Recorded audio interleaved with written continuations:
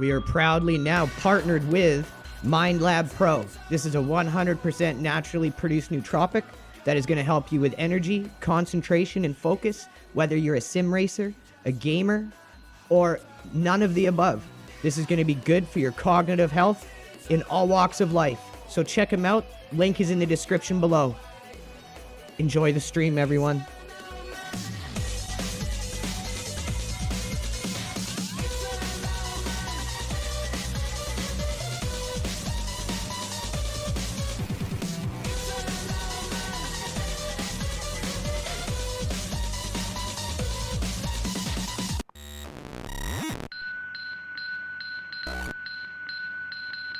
It's an old man.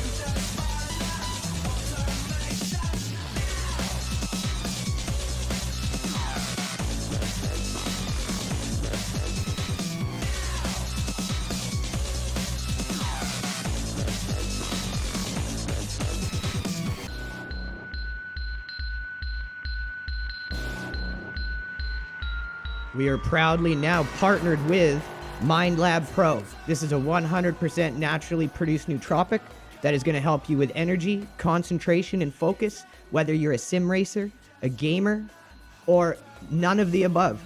This is going to be good for your cognitive health in all walks of life. So check them out. Link is in the description below. Enjoy the stream, everyone.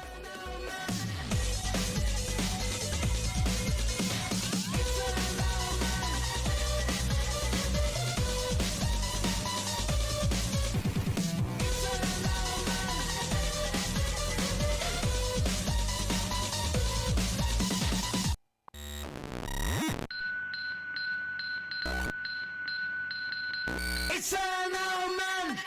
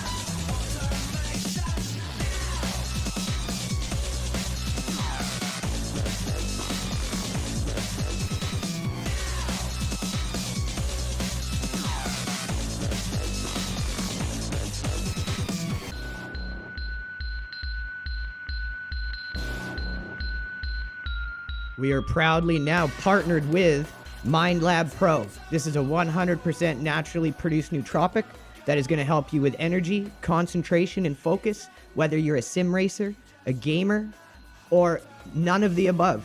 This is going to be good for your cognitive health in all walks of life. So check them out. Link is in the description below. Enjoy the stream, everyone.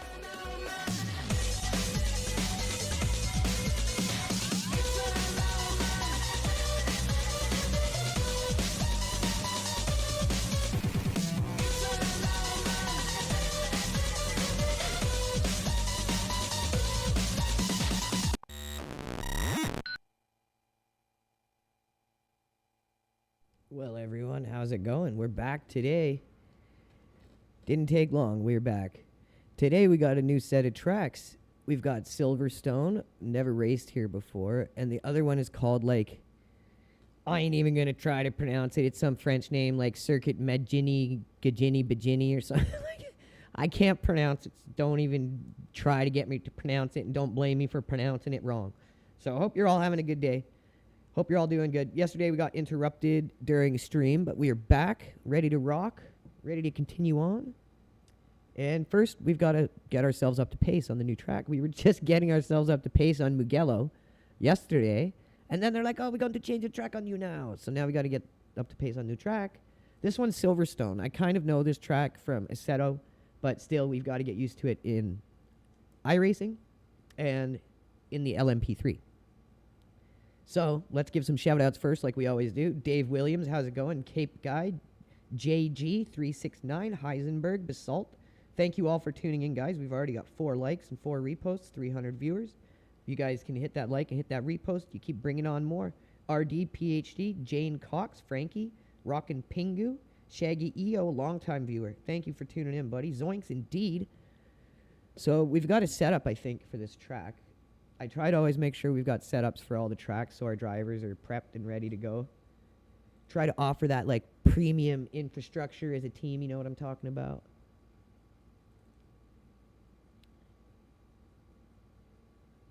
Let's see. Silverstone GP, yeah, there it is. We do. Is it a qualifier load, or is it, how is it saved? It's saved with perfect fuel.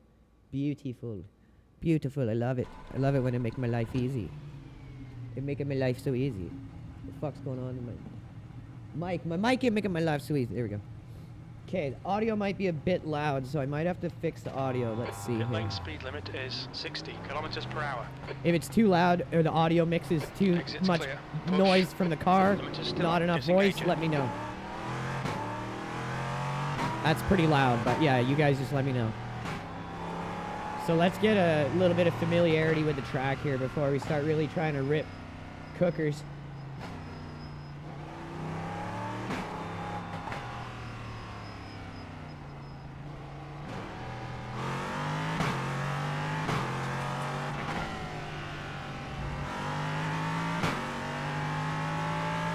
So when you shift it, it sounds like you're banging on a trash can. That superior Liger clutch.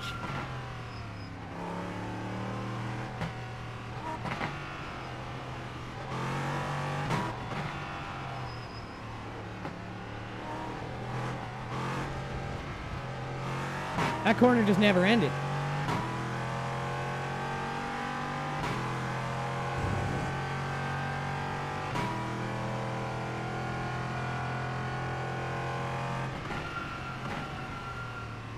Oh, where am I going? What in the shit?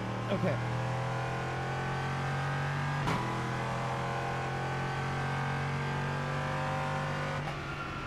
What is this?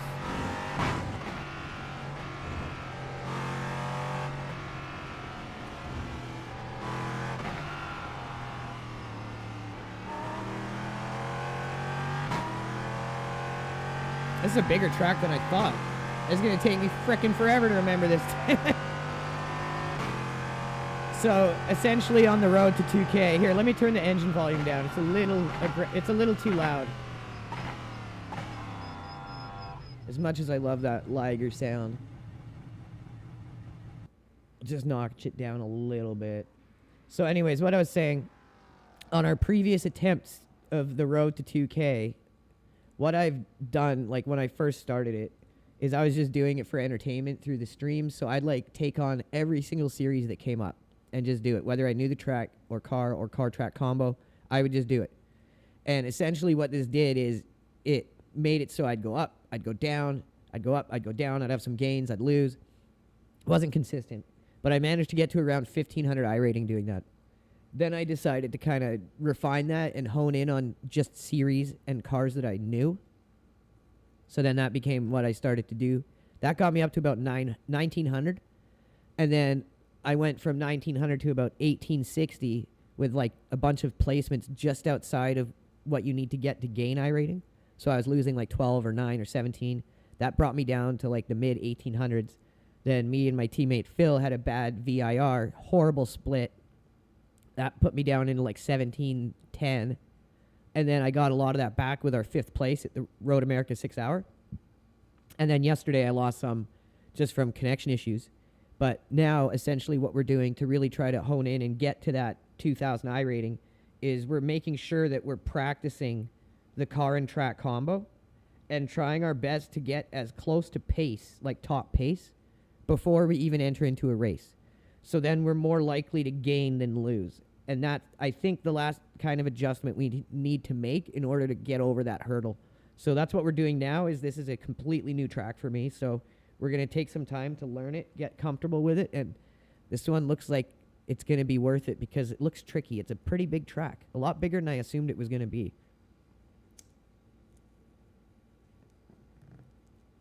Let's light up one of these memory sticks here. How about doing some shootouts before we continue on? And I've never raced with glasses before. I know I need glasses, but I've never tried racing in them. So I'm not sure if I do better with glasses or without glasses. So I'm going to try with and without. I definitely know when I've practiced with them and tried night driving, I do a lot better night driving with these on. I have a lot of issues with depth perception when I'm doing sim racing at night, I find.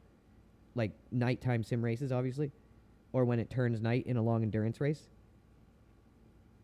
So I find that's when glasses really benefit me, but I find I get nauseous if I don't wear them all the time because I'm not used to them. So I'm just kind of debating if I even want to try them for streaming or not, because then if I take them off, I'm going to feel sick, and if I'm really going to notice a benefit from it or not. So I've tried a couple laps with them before I came on stream, and now we're going to try some without. So let's quickly watch this lap back that we just did here. Are we going to even be able to see it? No. Okay, so what I want to do is I want to get out and do a lap and then watch the lap back so we can kind of study the track layout.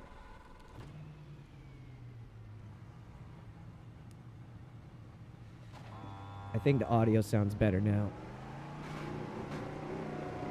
Your exit's clear. Watch the white line. Incident in Abbey. Looks like it's Alexander. Yeah, that's a better mix of audio now. That's perfect. So let's get a lap out here just so we can study the layout through a replay. Oh, that one's sharp. Okay, so it starts off with a really sharp right. And then a sharp left.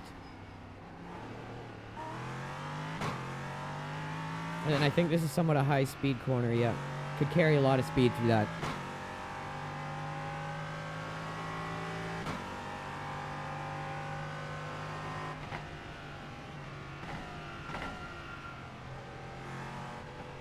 That one's fairly high speed until the exit. Okay, so we need a better, slower entry to line up a better exit there.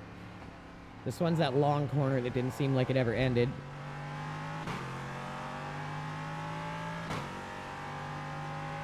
Then this is the start, or that's, oh yeah, this is like the one in Assetto Corsa. There's 2 different grid starting points on it. Excuse me, sorry guys. So I think this is like a high-speed kind of S.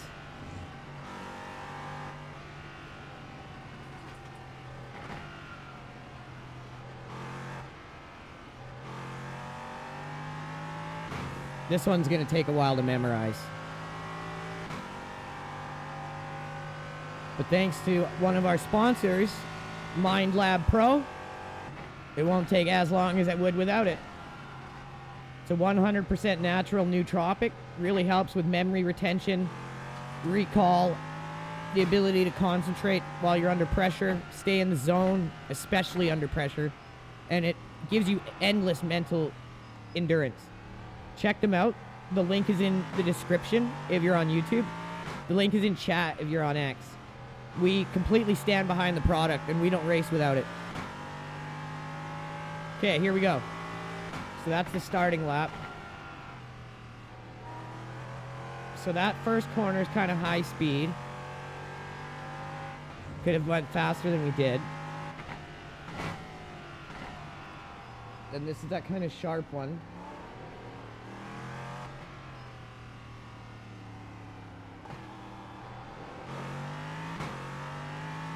And this is kind of a high-speed swooping corner. Okay, we could just stay flat out through that.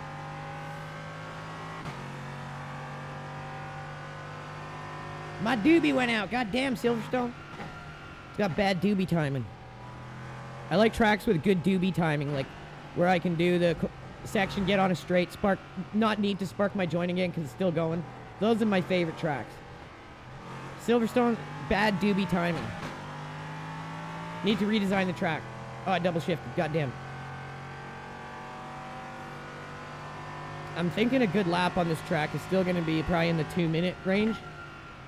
Because it's a larger track, but you never know. It's fairly flat out.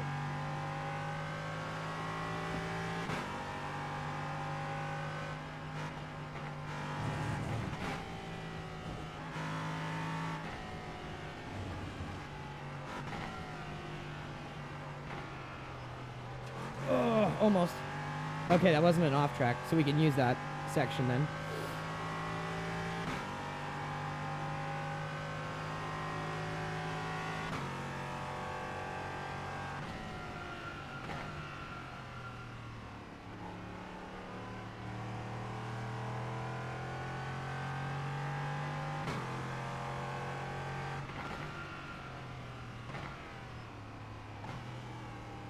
Okay, that one we need a better entry point so we can have a better exit. Better line up for the exit.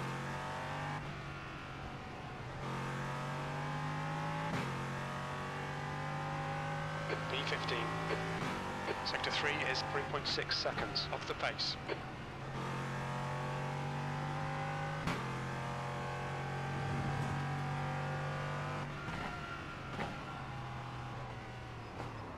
Oh, I fucked that one up. Okay. I need to see this track from the outside so I can start to memorize the layout. This is a tricky one. I keep forgetting that first corner is a high speed, and then it goes into this S, and then a really tight kind of hairpin almost, I would call it. Okay. So we can put some more replay audio up. There we go. Perfect. Wait a sec. Let me restart the lap. I also find I struggle with tracks that are more laid out in a wide kind of open way.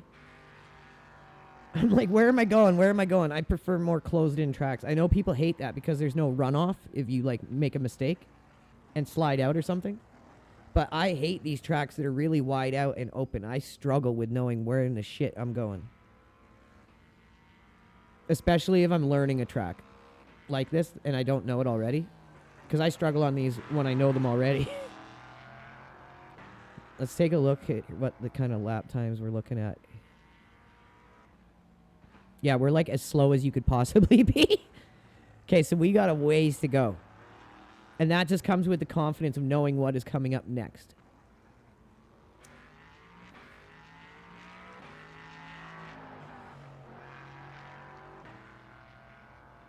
Make sure you guys tune in this weekend. It is a monumental moment. It is the very first team events in Le Mans Ultimate. We're doing the 6 hours of Qatar. Phil is going to be captaining our GT3 team. I'm going to be captaining our LMH team.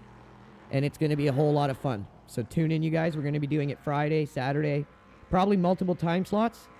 So mark it on your calendar. Get your beers, get your pop, get your chips, get your joints, get your smokes, whatever it is you do. Be ready to do it while you're watching. Seppa Vanilla, Liberties, RD PhD, The Humble Baron, Michael Unger, Maddie Mo, 369, still watching. English Gammon, thanks for tuning in. And Basalt, watching for a while now. Thank you. Really appreciate it, guys. Today, we're just trying to digest Silverstone here and learn it.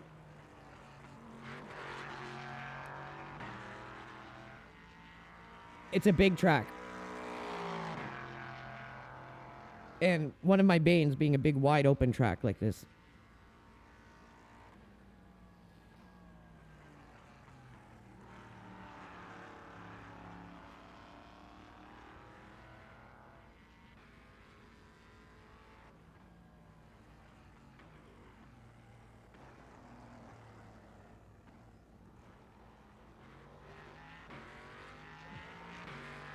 Not using enough of the track through there for sure.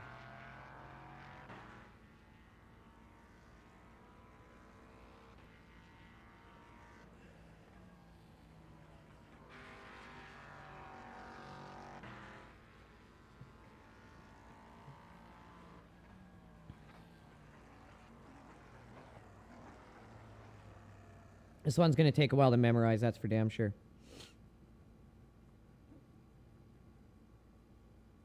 All right, let's throw some more shout-outs out, and then we'll get back to it here. RP Mulligan, Sunil, Krusty Curmudgeon, R. Richard Schweitzer, Crypto Shadow, and Derp Herpington. Thank you all for tuning in, guys. We really appreciate it. Today is the day we learn Silverstone, the Grand Prix layout. On our road to 2K, we're doing our best to get up to pace before we go into any races now, so that we can really try to make sure we're gaining and not losing, so we can finally crack the hurdle. So this is kind of a... Oh yeah, we came out of the pits. So the first one is that kind of tight corner, and then this one, if we go in back or deeper into the corner, it gives us a better roll through. Don't think we're going to need to go down to first if we hit that right.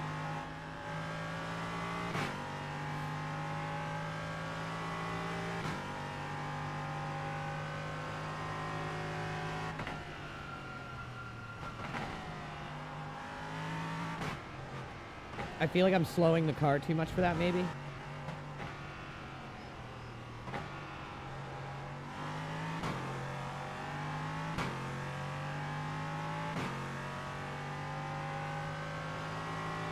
I love how I didn't even get any time. Like, I got up to pretty decent pace on Mugello yesterday, and then they didn't even give me a chance to use it because the track's changed.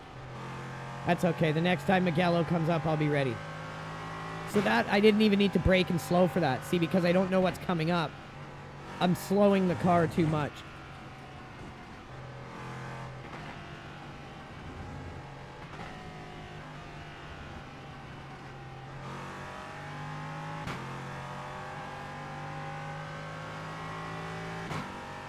But yeah, this is how we're going to make sure we actually climb in the right direction instead of downwards. We were pretty much able to fudge it up to 1500, doing whatever series we could take. And then we had to pretty much start doing cars and tracks we at least somewhat knew to get up to 1900. But then it just wasn't enough, because once you get to 1900, if you're not up to pace on the track, you got no chance. So that's when I started to lose again, and then that's kind of where I realized I've got to start getting up to pace before I do this anymore if I really want to climb over that mark. So that's what we're doing right now.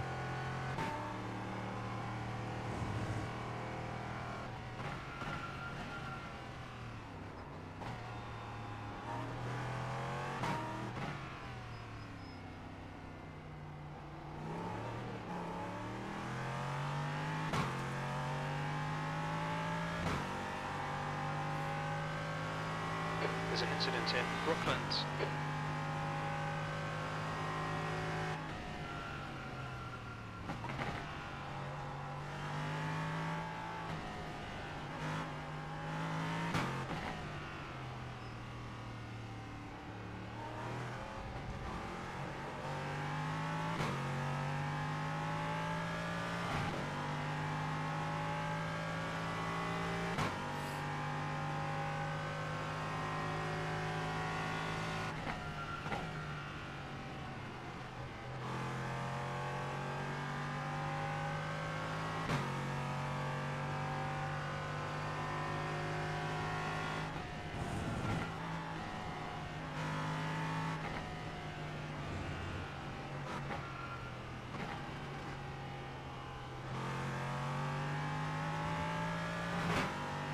It fucking sounds like a trash can when you shift this thing, I swear to God.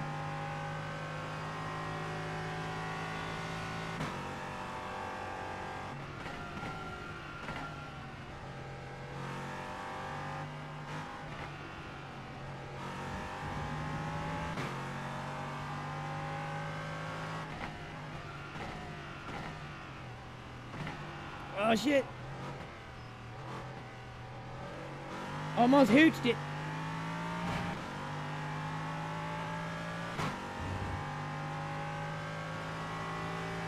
Oh, we cut 14. about 4 seconds off that time.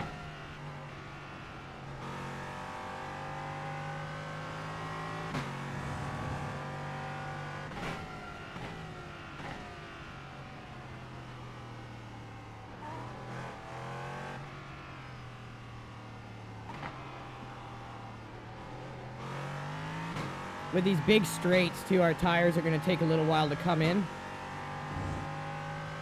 So let's run this tank empty and see what we can do over the full tank.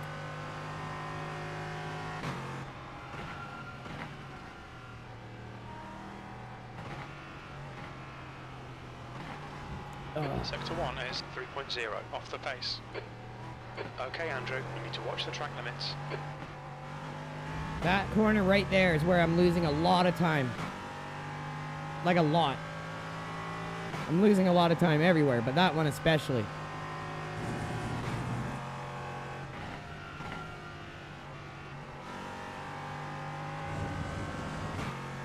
Like all of this is, a lot of this is probably flat out, and I don't need to be gearing or braking.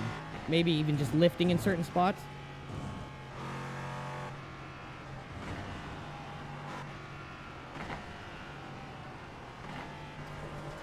Oh, used too much of the track there.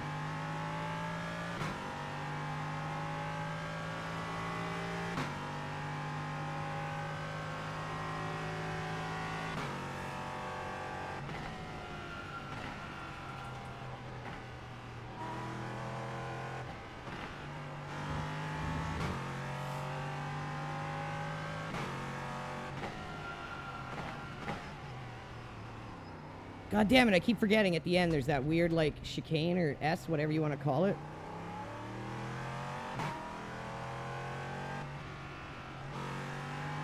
Slowly getting it. Very slowly.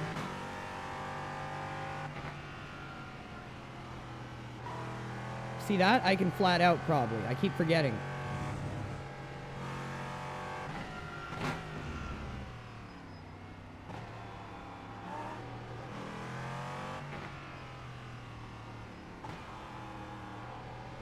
That was better.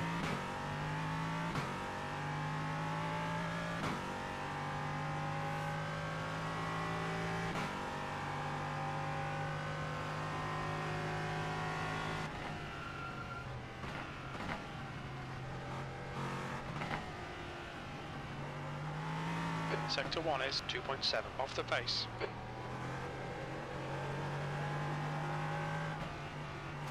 Oh, too wide, but I almost got it there. That's a weird corner. It just goes on forever. I feel like the deeper we go into that on entry, it's going to be better for us.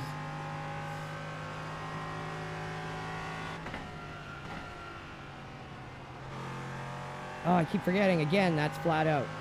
Always after that first grid start line, that's not the actual start-finish line on this layout. I got to remember some markers here.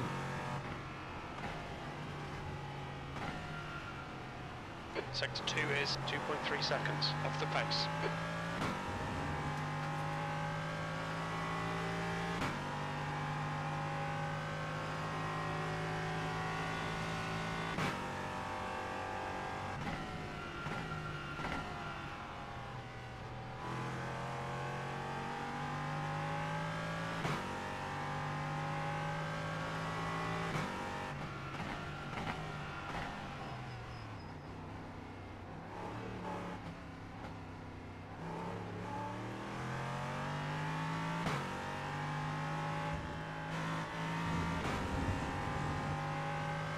A little better, and that was sloppy.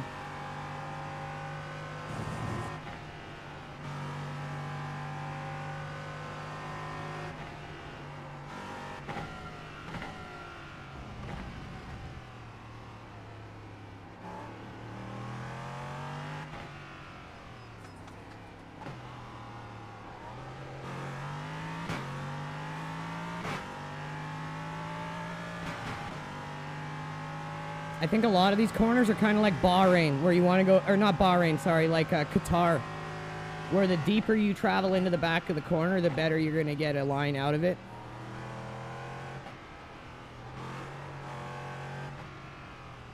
Oh, a little too deep into the corner, Jesus. Okay, so I'm starting to figure out the layout. So that's another one where we go deeper in and we'll get a better exit out. Just not that deep that you go into the grass.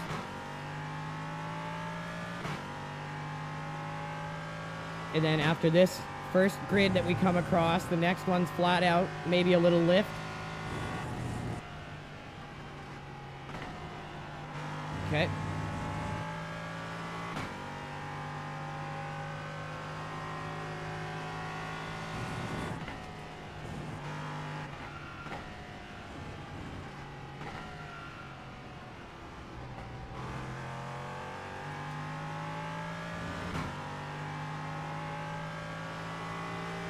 Now we got another car to watch. That helps too. Hey, we just cracked 1,000 viewers. Thank you guys so much.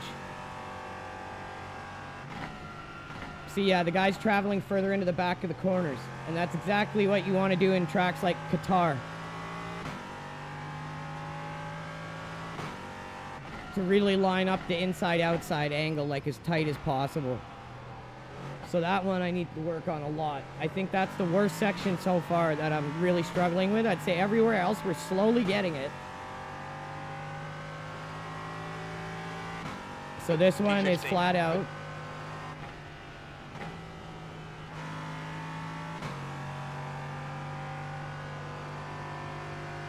This is kind of a slow speed corner. Travel into the back of it. This is another one you want to go deeper into.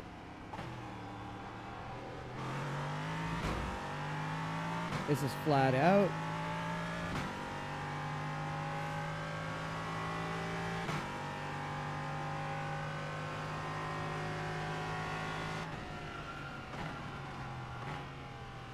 Go into the back of the corner. Go into the back of the corner.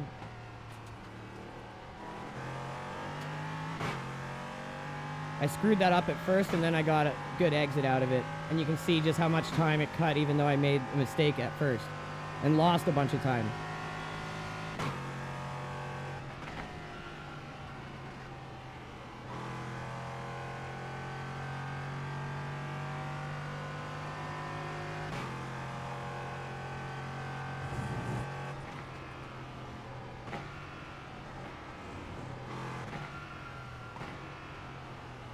Sector 2 is 0.7 off the pace. Damn it, screwed that section up.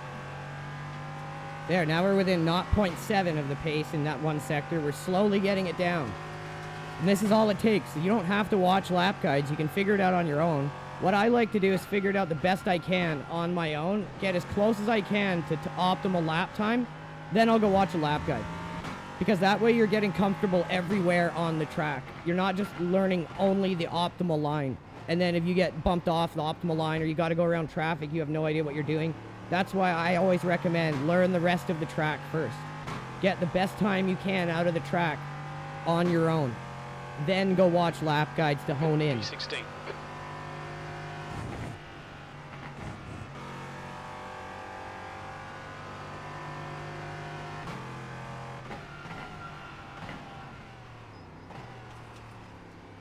Blew that corner, damn it.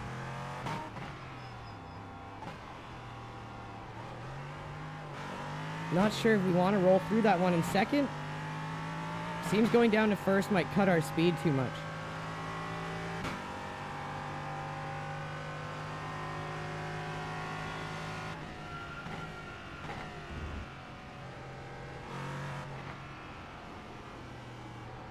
Sector 1 is 2.0 seconds off the pace.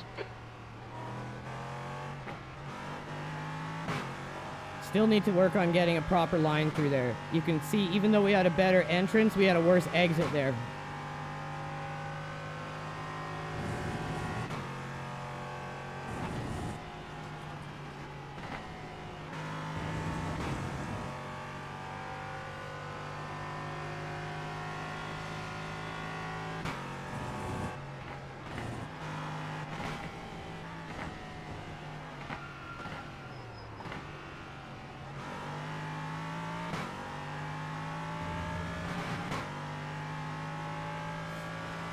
So we'd be about probably 2.5 seconds up if we didn't lose that time we had originally.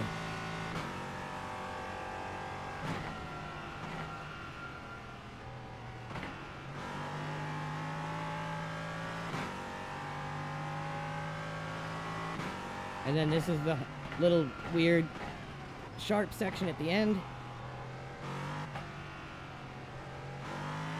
There we go, that's better. Just punch it through in first gear. Oh, we almost had under a 2 minute there. Slowly getting the hang of it here. 15th place.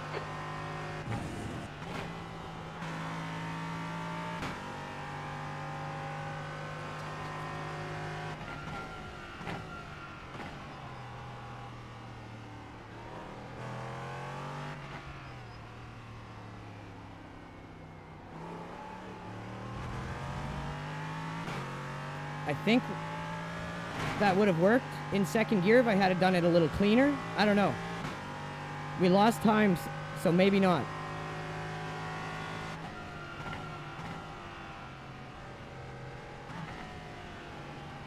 Sector 1 is 1.5 off the pace.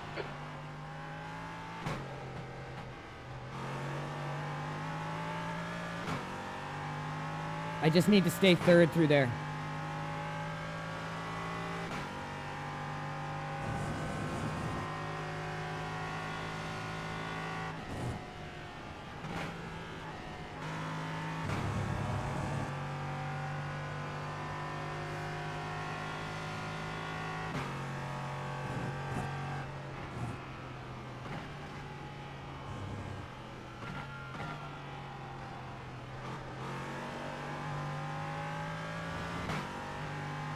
Now we're starting to have some flow on the track.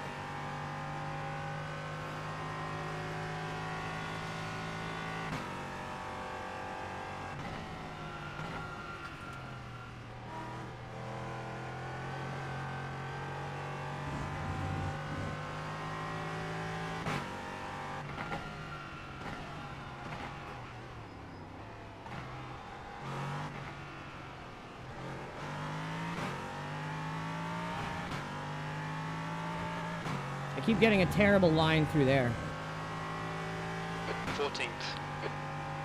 Sector 3 is 2.1 off the pace.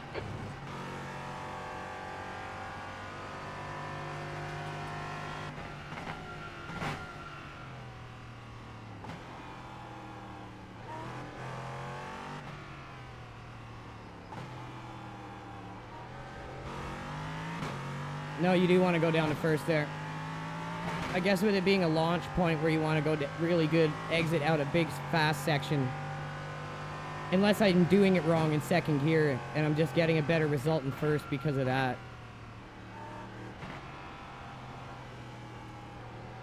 Sector 1 is 1.5 seconds off the pace.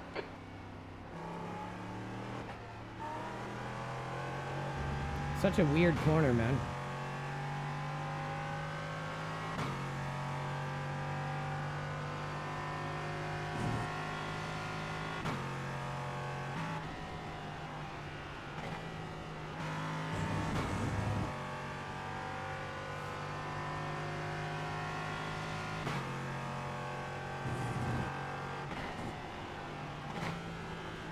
Oh shit! I got a little sloppy. Track limits, this lap will be deleted. So the memory's slowly building and you can see our confidence on the track slowly getting there. And this is how you approach finding time on a track. You just do it analytically. Get the best time you can find on yourself, and then if you have to, go watch a lap guide. But I always recommend trying your absolute best to just get on the pace yourself.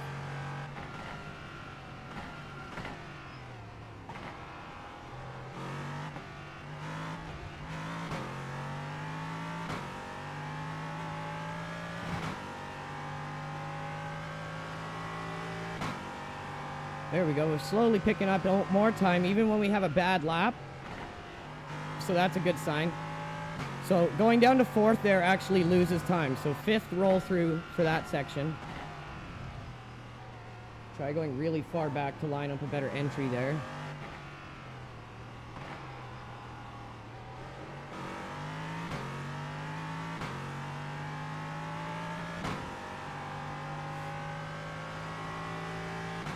after this lap, let's put on the Okay, replay Andrew, and see use what, the if we half your can fuel. spot any areas where we're not using enough track.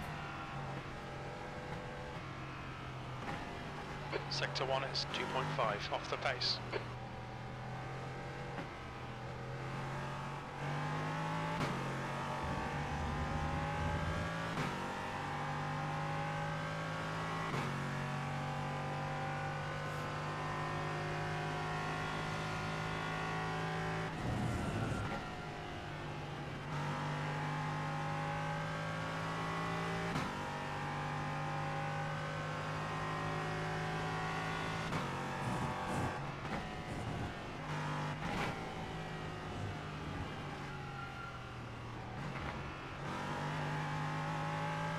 Pick back a lot of time through there.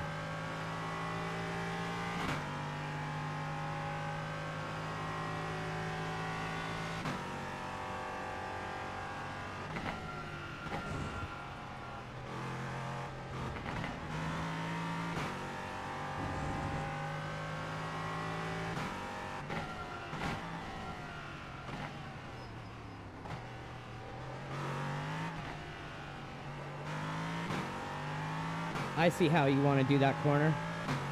Now I'll get it right. Oh, I actually pushed back all that negative, or all that red time and got some actual green time there. Oh yeah, I forgot. Don't go down to fourth there. Dummy.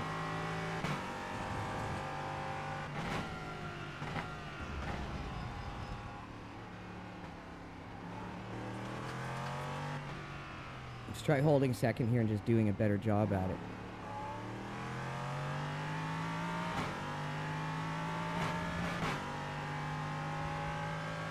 Nah, I think it's first gear there. I really do.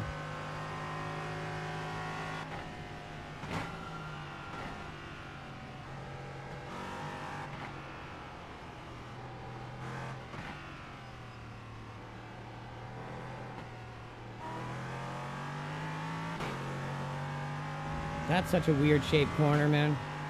I think I get it, and then I just try what I think I need to do, and then it's like, wait, that ain't right.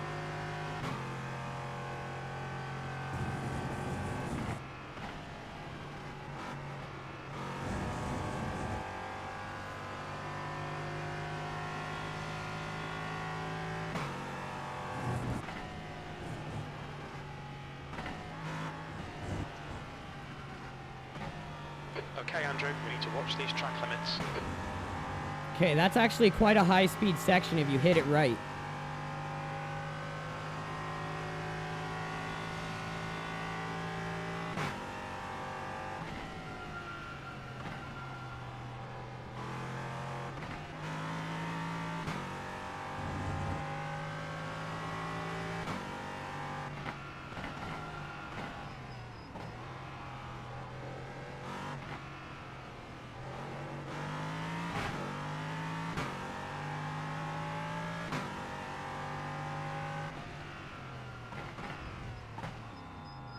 Okay, let's take a look here. Now we've made some progress. Let's watch it back from replay. So we're not at the 208s anymore. I would like to get into the 56, 57s consistently. We don't need to be the fastest out there, but I would like to be competitive before we go and attempt to gain some iRating. Because we're going to do it right this time, damn it. We're going to get this road to 2K over one of these days. One of these days before I'm old and gray, which ain't long away. Holy cow, that all rhymed. So we really only need to look for a couple seconds, 3 seconds maybe. And I think a lot of that is just improper corner entry. Not knowing what corner I'm at because my memory fails me a little yet. I just haven't got the laps on the track to fully have it in my mind, muscle memory style. And I know once we shore that up, I'll be able to hit those times. And I think what really helps me with that is watching from the replay perspective a bit. Because when you're on the track, it's hard to kind of see the layout.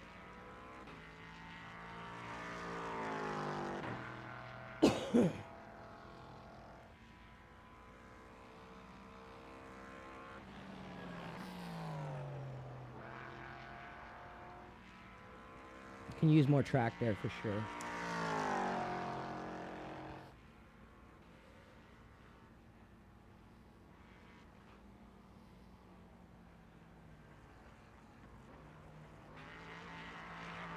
I'm starting to understand how to go through here, and there's a lot of speed to be found there. There's a lot of time to find through that section if we hit it flawlessly.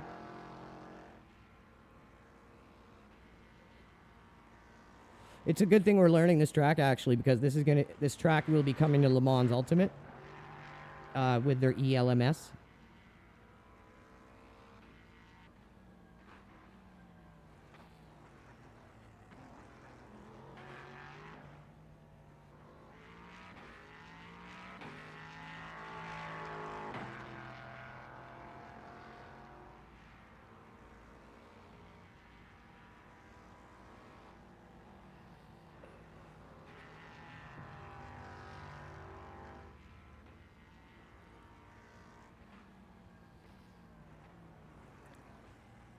Let me try a tighter wheel lock on this thing.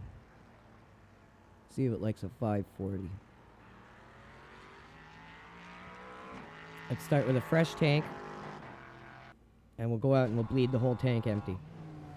With this 540 wheel lock. See if we can find time on the track. Some cars prefer less wheel lock, less range in the wheel than others.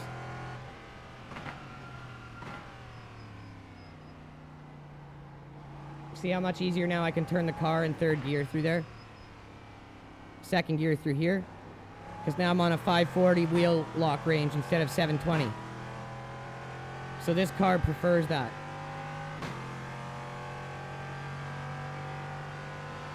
The Valkyrie's like a 408, 409.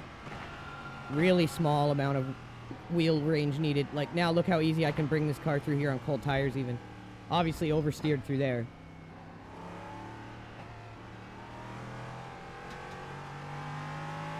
But yeah, don't ever let anyone tell you your wheel lock should always be set at 900.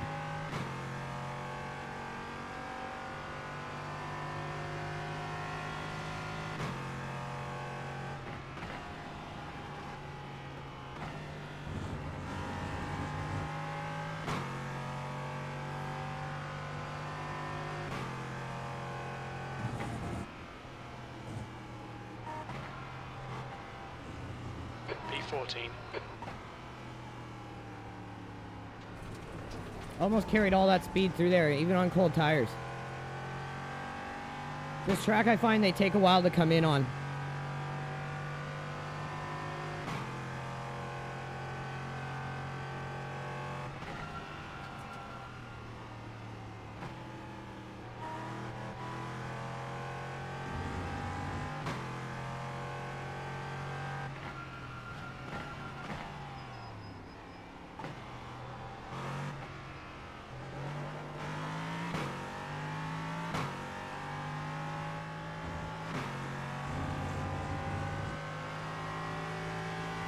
Okay, we got about 17 laps here. Let's see what we can do.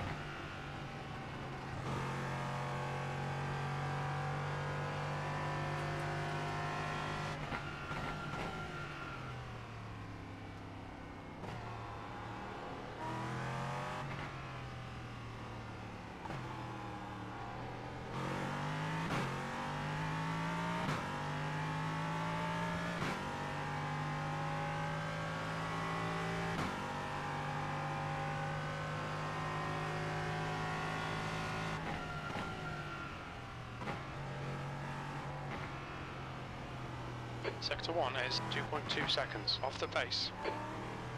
Slowed the car too much there. And keep forgetting this big long corner. Just blew over quarter second of time we had in the green and then went right into the red. It's so easy to lose time on this track if you forget where you're at for a second.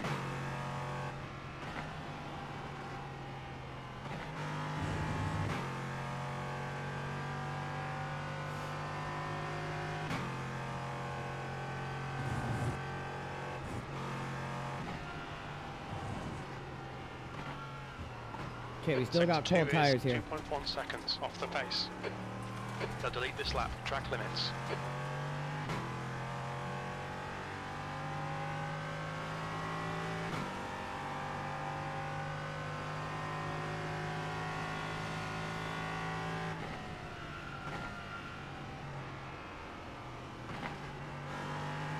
20 minutes remaining. You've got 20 minutes left.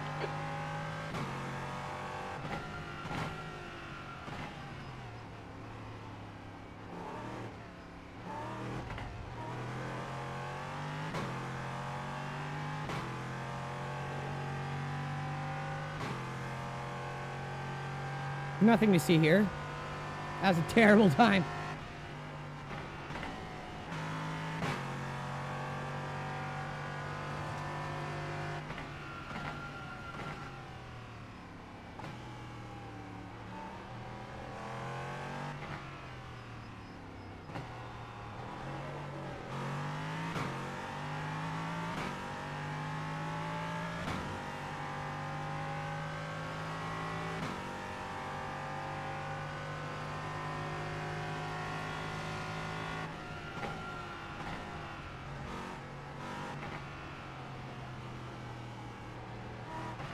Watch the track limits, please, Andrew.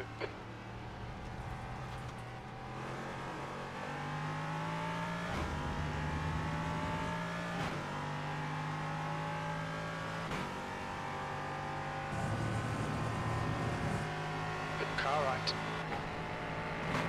Right side's clear.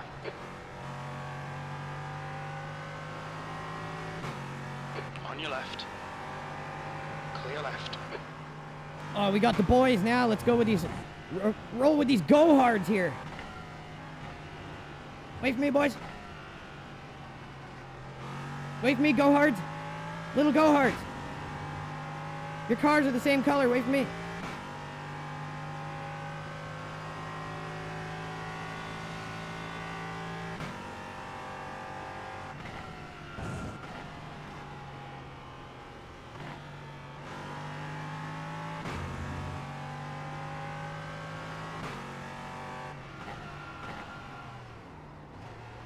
Oh, I missed the mark there. So they're turning in exactly where I thought.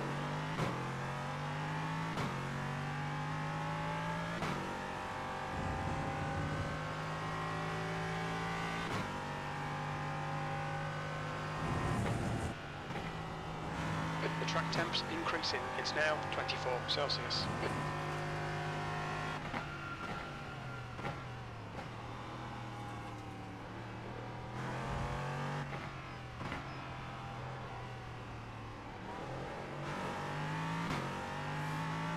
Wait for me, little young go-hards.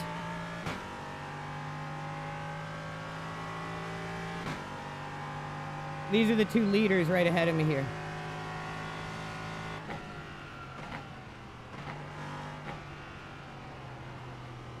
Oh, so that is going to be a second gear, I think.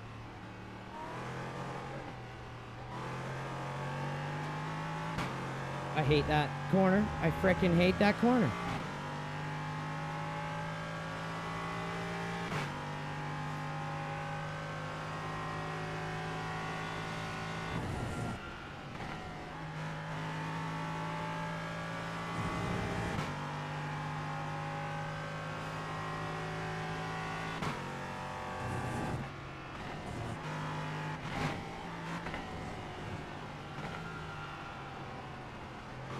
Sector 2 is 1.5 off the pace.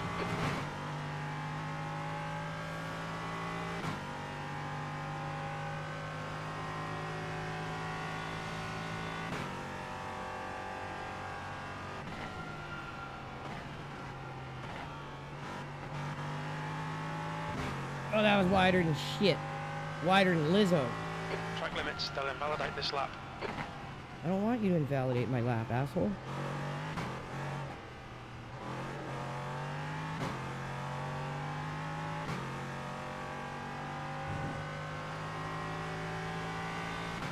There we go, almost. Slowly getting it.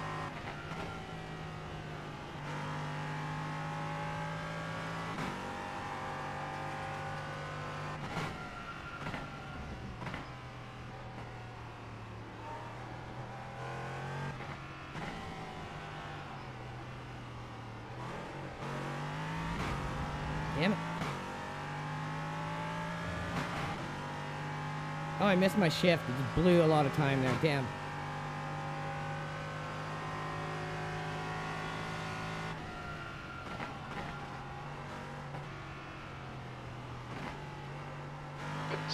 is 2.2 seconds off the pace. Oh, you pig bitch! Damn it! Hate that freaking corner, man. Mind these track limits, please, Andrew. That's my new bane. That corner's my new bane. I'd say I figured out most of the track except that spot.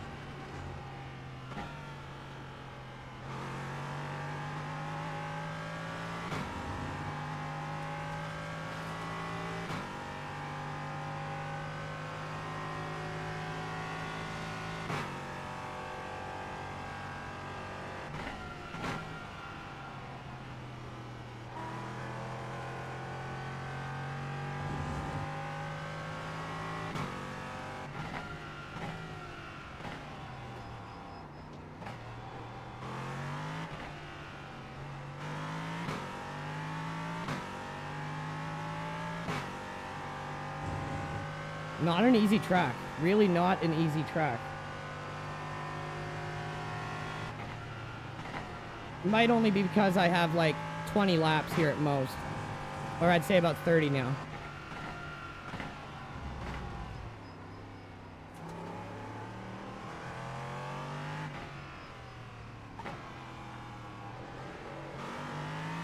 That was beauty. There we go. That was way better.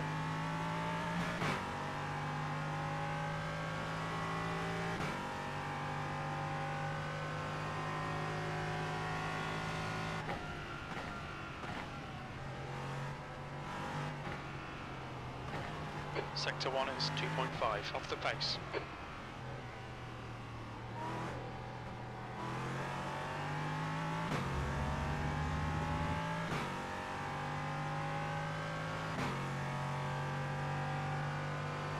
Not sure if this thing wants to short shift either. Doesn't seem like it.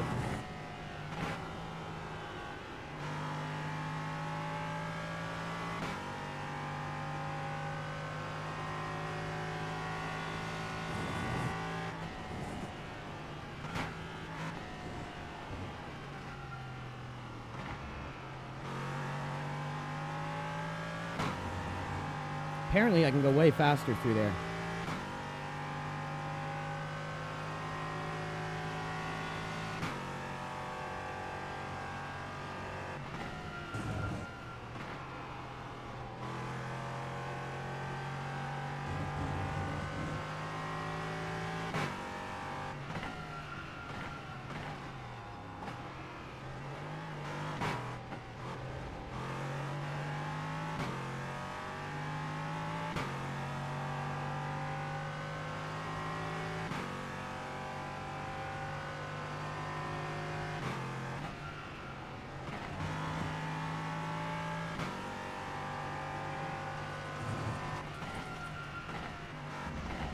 So I braked too early there that time. I need to find a good brake marker. I don't think it's that 50 post.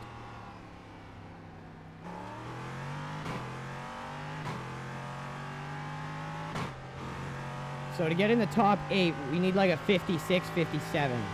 We're getting close.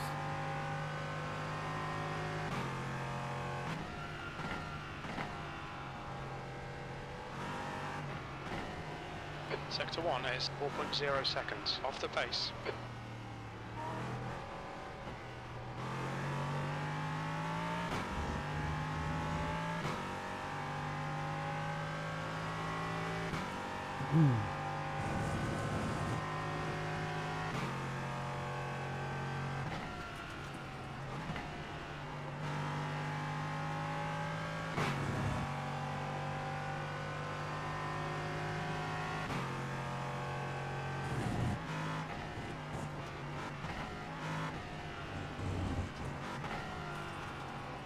You're outside of track limits there. Oh, suck my balls, Jim. I was cutting a rug through there, bro.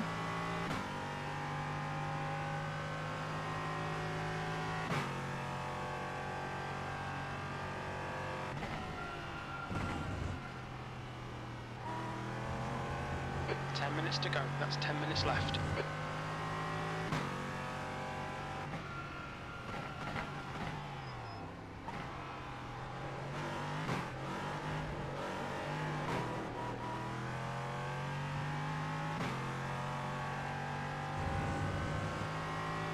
I don't even want to see a 2-minute 50. lap before we go into a race. We got our average, have our average down.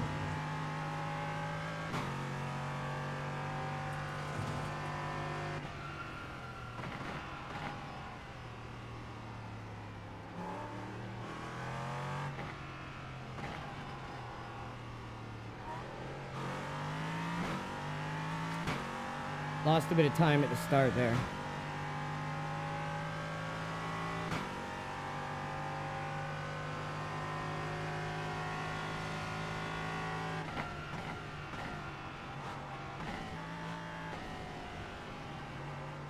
Sector 1 is 2.5 off the pace.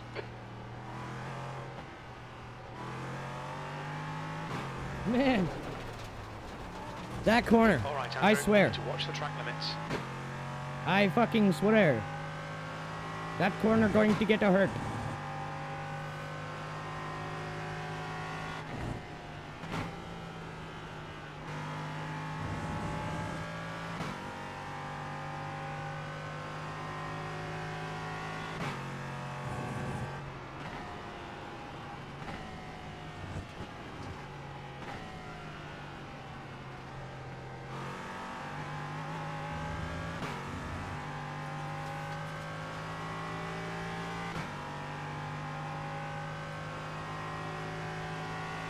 (53.1) is just screaming, but we're not going to end up in that split. At least I hope not.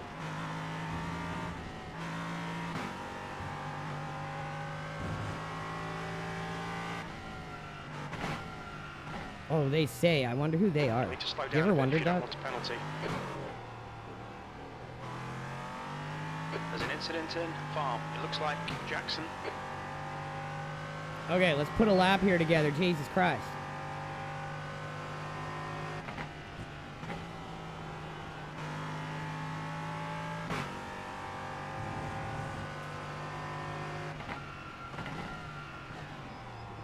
Or just blow the corner, that works too.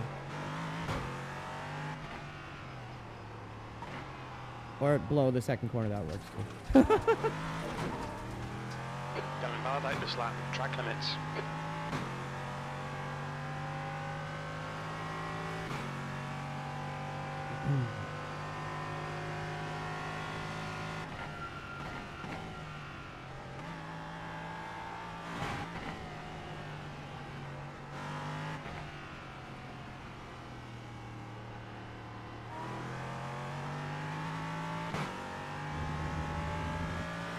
Found a better exit through there that time.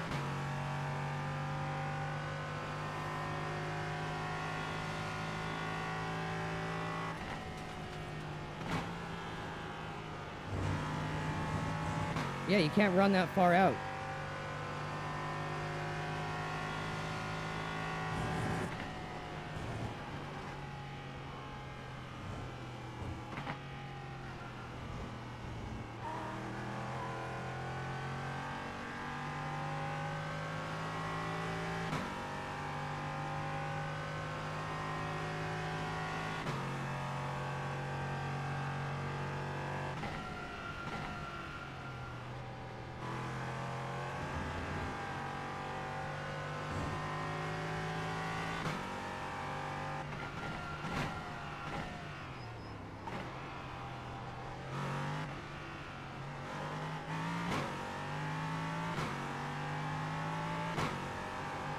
Where are we going? Where are we going?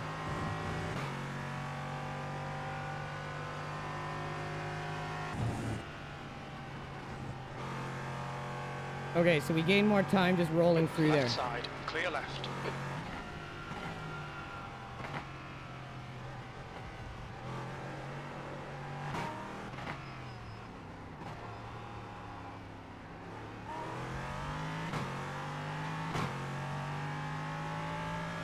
That corner Use there, half your fuel. and then the big banking one are my ones I'm struggling with right now. Everywhere else we've gotten a lot faster at. minutes to go, 5 minutes left. Watch the track limits, please, Andrew.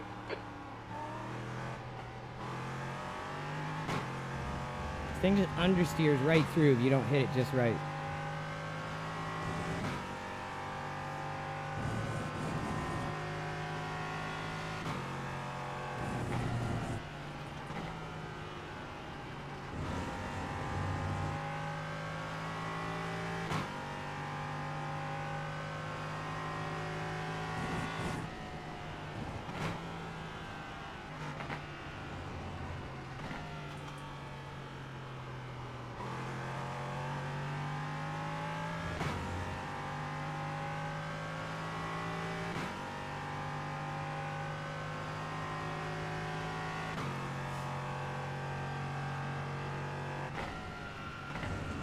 See, I'm getting the memory of the track, but my average laps are not anywhere near good enough to go into a race yet.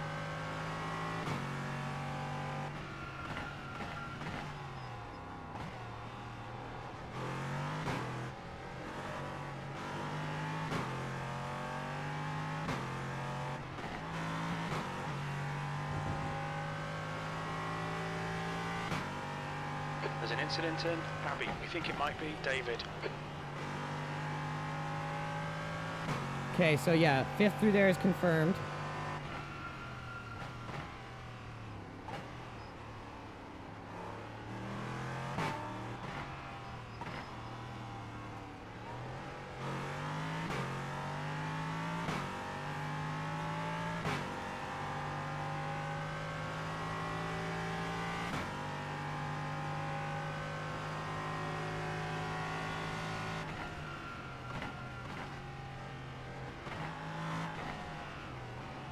Sector 1 is 3.0 seconds, off the pace.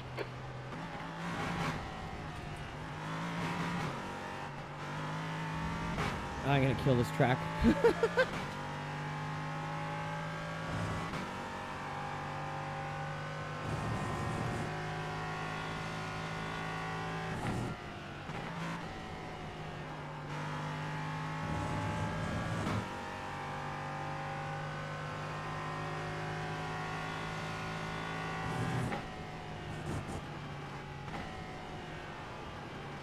Track limits, this lap will be deleted.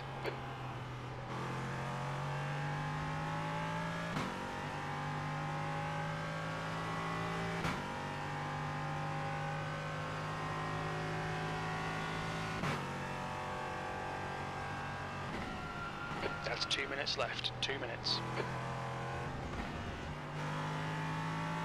It looks like a track you would think would be easy to like carry your momentum through.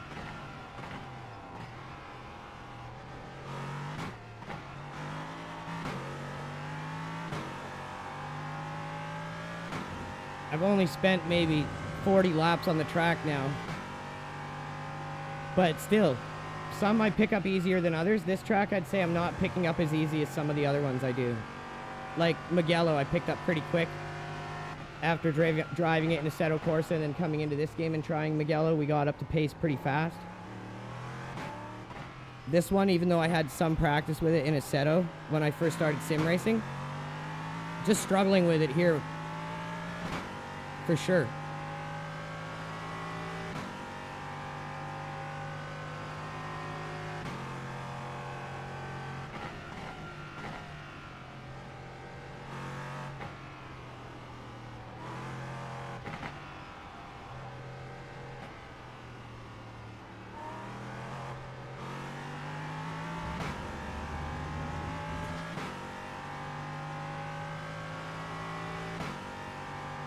If I could get like consistent mid to low 58s with some 57s thrown in, I'd be happy.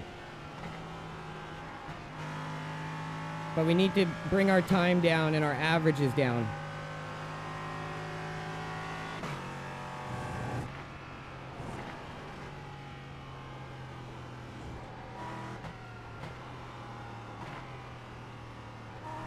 Whoa, the thing's just understeering like crazy at this point. Still got six laps of fuel in the tank. Checker flags out, 15th place.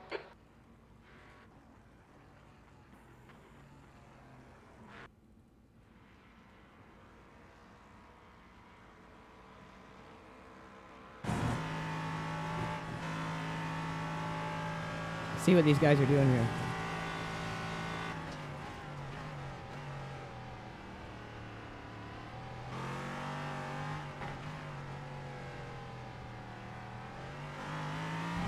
So it's down to first early there.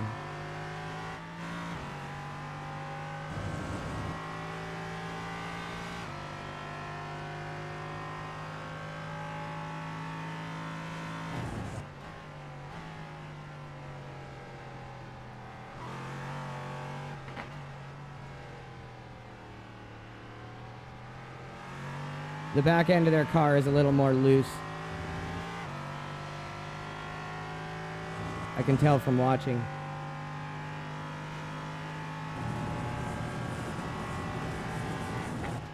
Try that.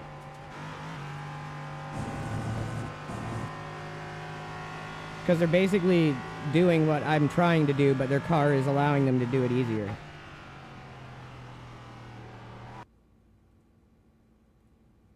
I think... Did it end? Did the session end?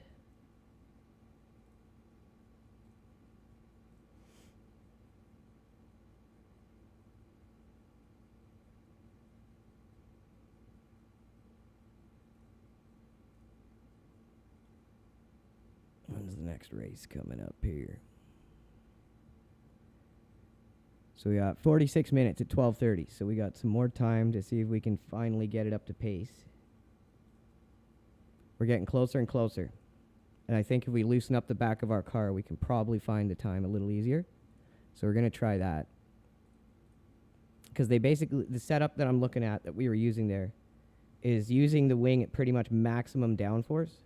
And yeah, there's some sections of that track you want downforce for sure, but I feel like it's a little more aggressive of a setting than needed maybe. So we're going to try that. Constance SC, Gareth, the Tune Libertarian, Struggle Session Musician, HJR, Sten Maniac. Thank you all for tuning in, you guys.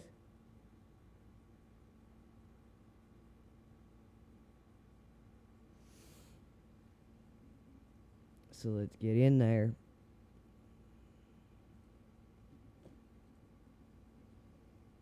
This is a more active practice session too, which helps.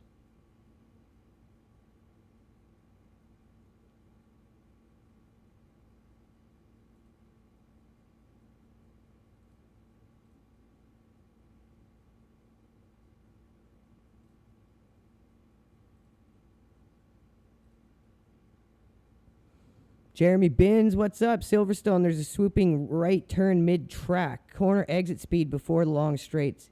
Yeah, I'm struggling with this one, brother. Thank you, everyone who is tuned in. You guys are the best. Today is basically our first day getting ready for the rest of the week on this track car combo. Jeremy Binns, what's up? Silverstone, there's a swooping right turn mid-track. Corner exit speed.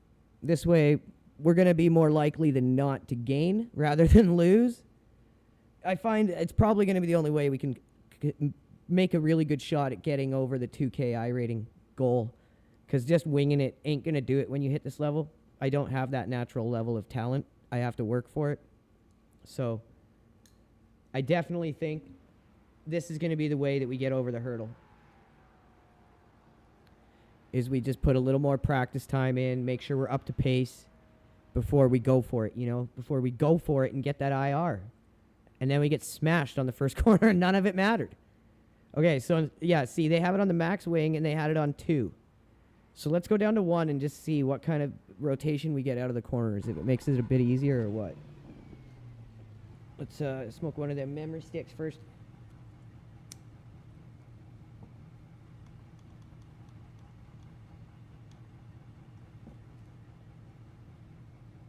That's a little insanely high for my liking. Yes, yes. Meow, meow, meow. Okay.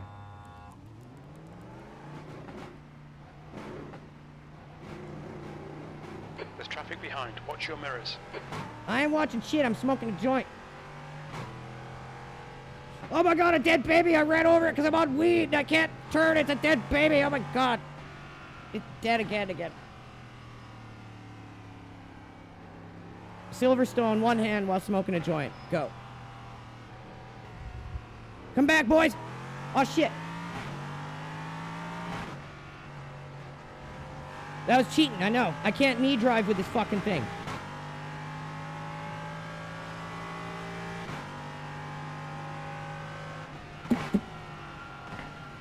Wait for me, boys. I'm coming.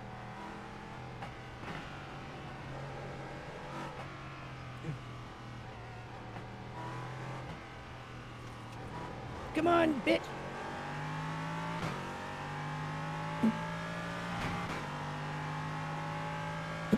Okay, I give up. Too hard.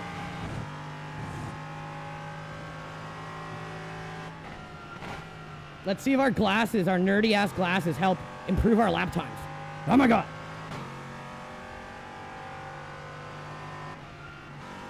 What are you boys doing here?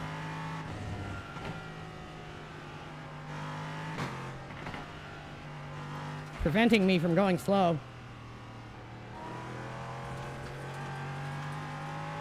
Oh, Jesus, he's getting loose, boys! Ah! Ah! Weed, save me! There, we're good.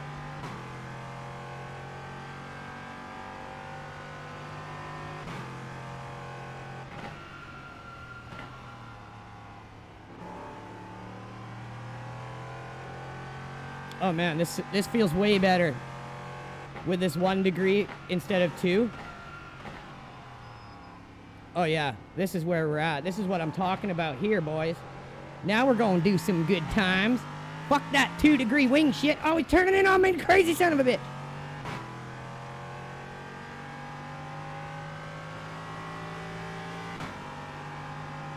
Car left, clear left. I can be crazy too, SA! But I'm in full control of my faculties, man.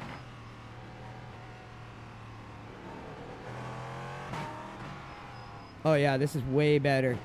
Now we're gonna be able to do some good time. That was way too oppressive with the 2 degree. And there's still enough stability at the rear end of the car that I'm not gonna have any issue. Right side. Clear right.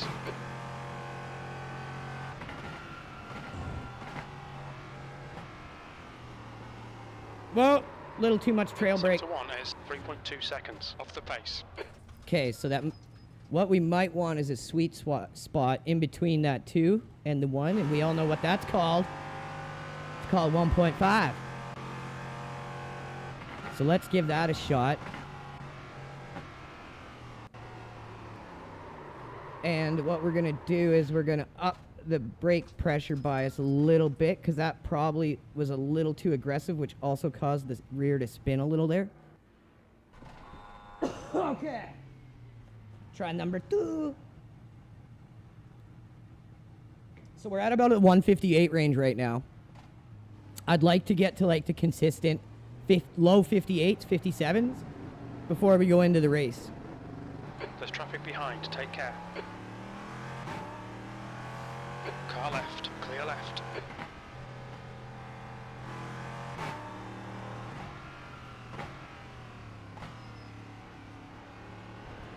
That still turns better. I think that's gonna be the porridge zone right there. That's the Goldilocks shit.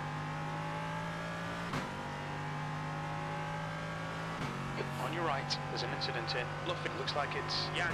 Clear right. Oh, you bend it. Incident in. Turn 6. There we go. That's what we're talking about right there. A little more stability on the trail brake.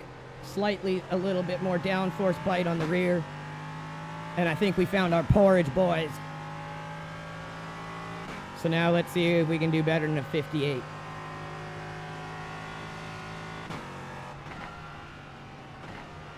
Still got cold tires. So we're gonna, I keep forgetting we can't use that runoff. So deceiving.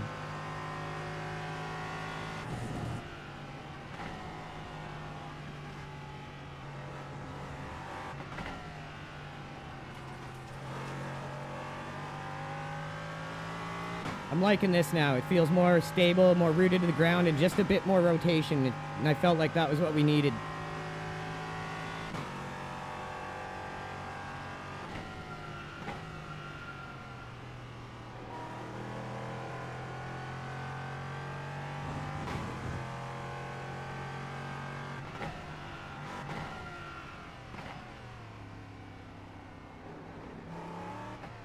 Could have never done that with the 2 degree.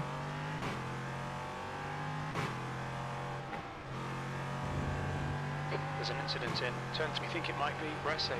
Left side. Clear left.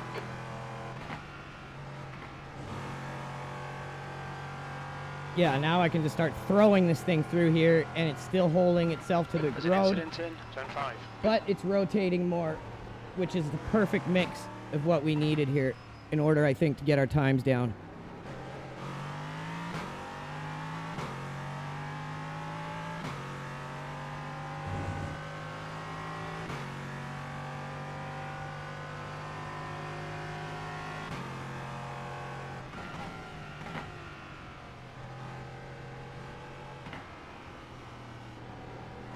Sector 1 is 2.4 seconds off the pace.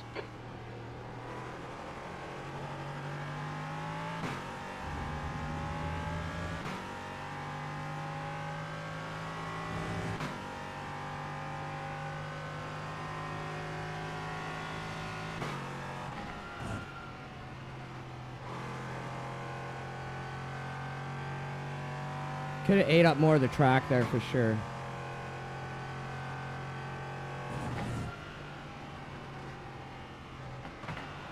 Out my way, boys. I ain't stopping for shit like the bloody Viet Cong, motherfucker!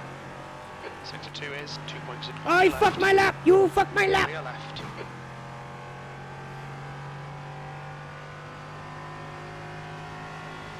Oh, we in a moto car battle here. Give me some fucking bump Left draft, side. dude.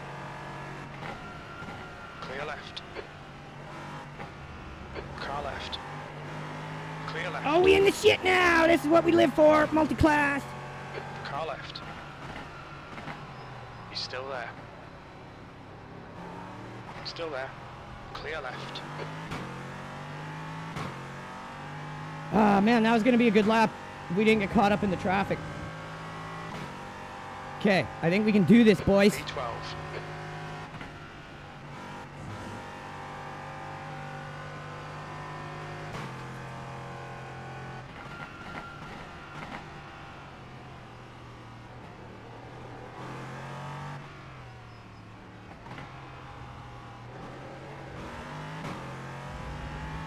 Why's that car sitting there? You can't park there, sir. Fucking up the grass, man.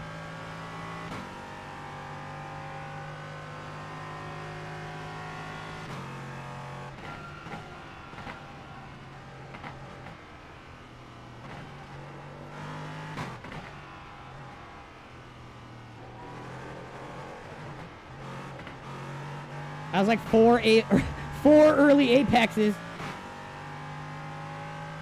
Hate that fucking corner, bro.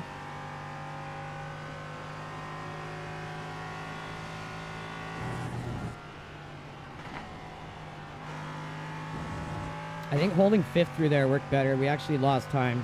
I thought maybe a better exit in fourth would work, but no.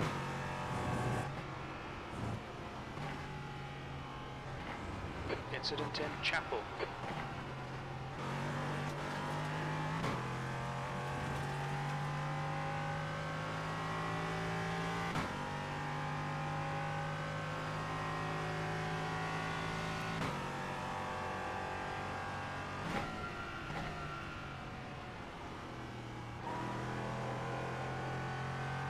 Oh shit, needed to turn in a little harder there. All right, Andrew, we need to watch these track limits.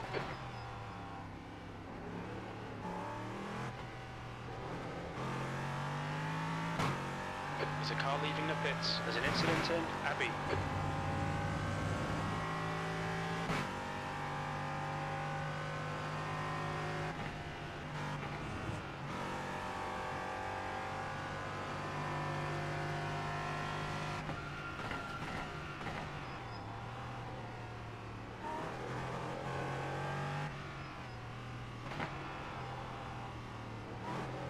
Oh, I screwed that one up. I was up over half a second there until I pooched it.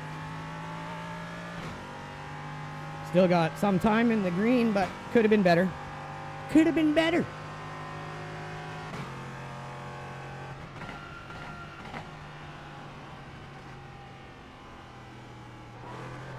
Sector 1 is 1.6 off the pace.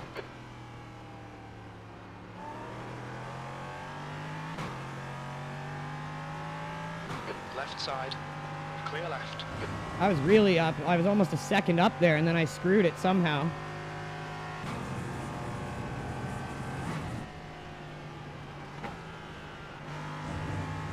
I had to downshift there to make it.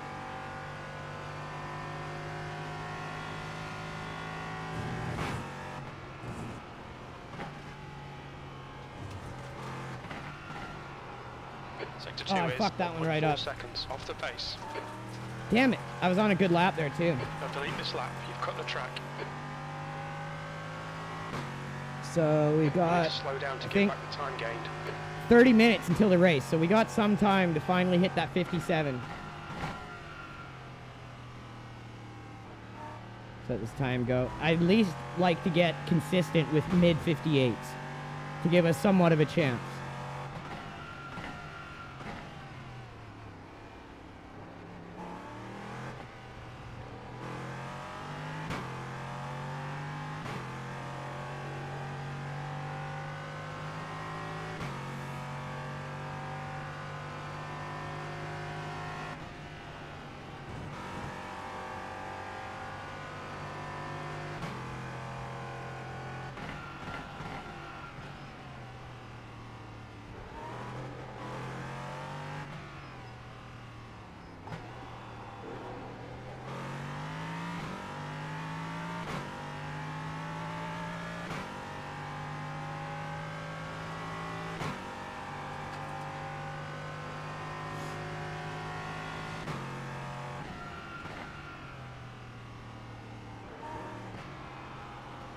Sector 1 is 1.4 seconds. There's an incident in Luffield. It looks like Ori.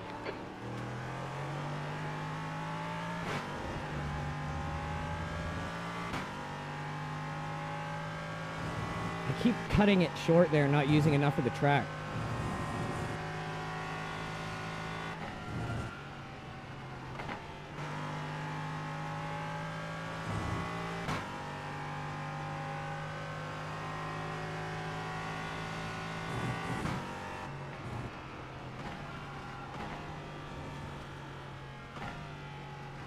Sector 2 is 1.2 off the pace.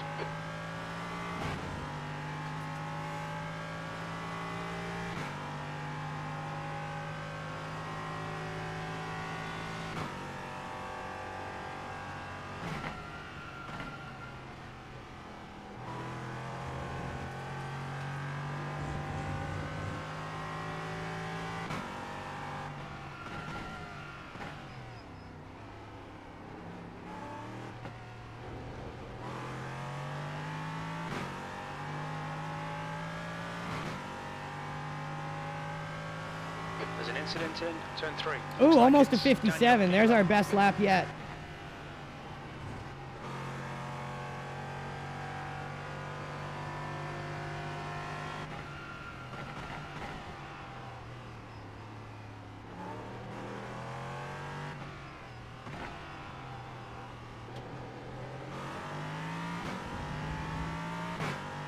I don't think I'm going to first soon enough there. I think I need to go to first gear sooner.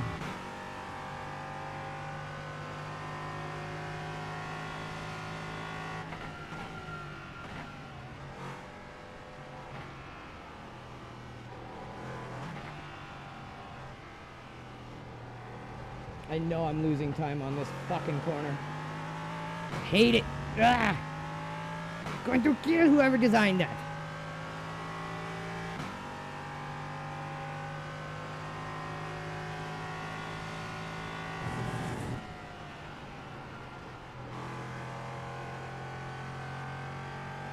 So I thought maybe just a little trail braking and staying in fifth would be better there, but no, you got to hit it right and just go down to fourth and punch it out.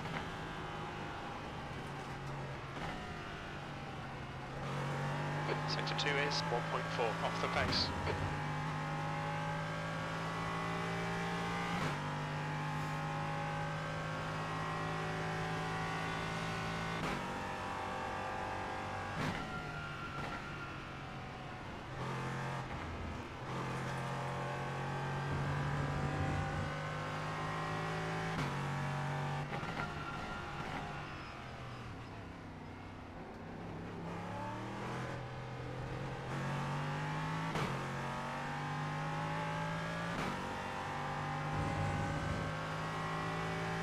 Okay, another 58. So now we're getting consistent at 58, which is Sector exactly 3 what is we need. 1.1 seconds off the pace. And then we need to get our laps down a bit to about a 57, maybe a 56 once in a while if we can. The guy in front's had a lot of incidents. Give him a wide berth.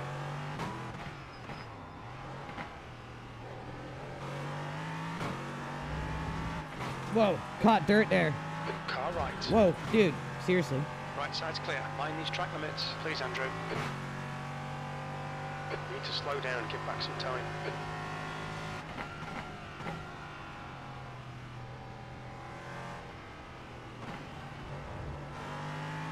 Go deeper into here. I think we're going to get a better line out.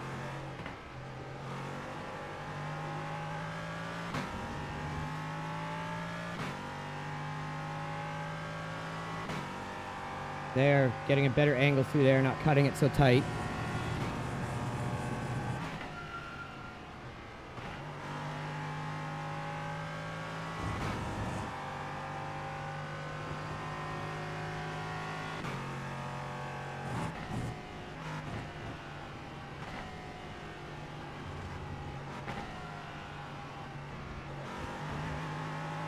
Start seeing what kind of cuts we can make through there. And that will gain us time, because sometimes cutting, you'll lose time doing it. That seemed to push some back.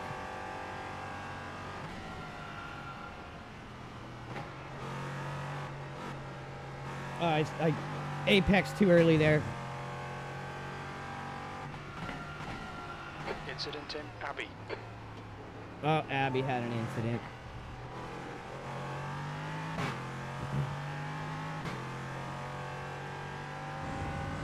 That was an ugly lap.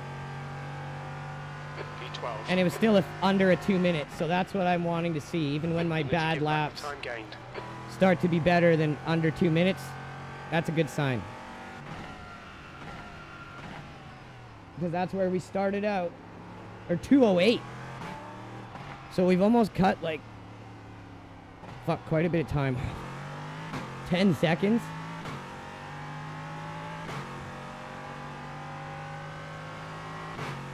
Now we're like 3 seconds away from top split time.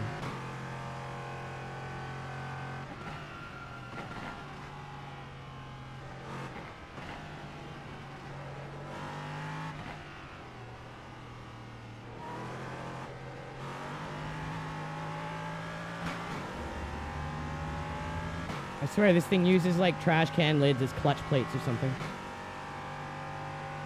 It's the weirdest fucking sound.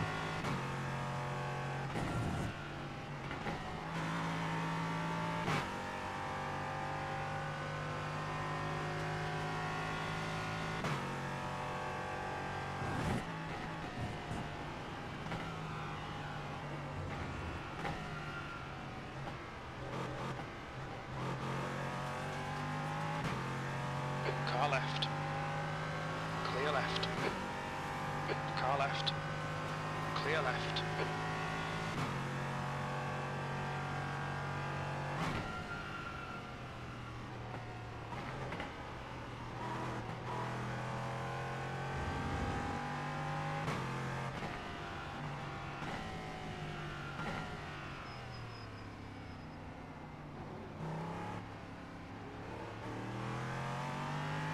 That lines up a way better exit if we do it that way.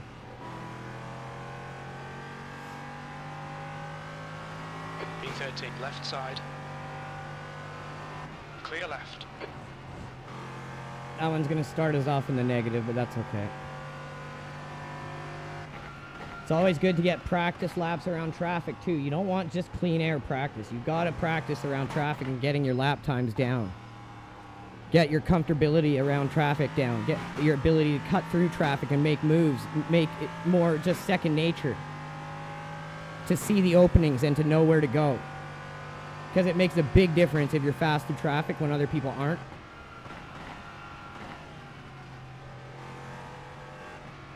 There's an incident in turn 6. We think it might be Baston.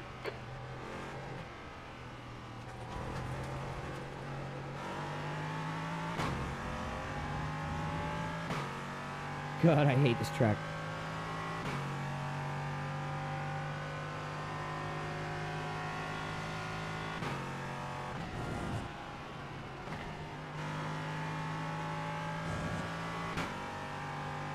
Clank! Sounds awful. Incident in Beckett's. It looks like Baston.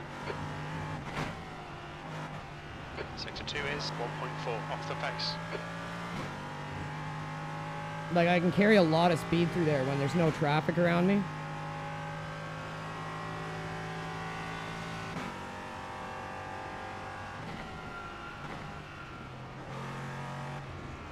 There's an incident in Club. It looks like it's Yank. Car left. Clear left.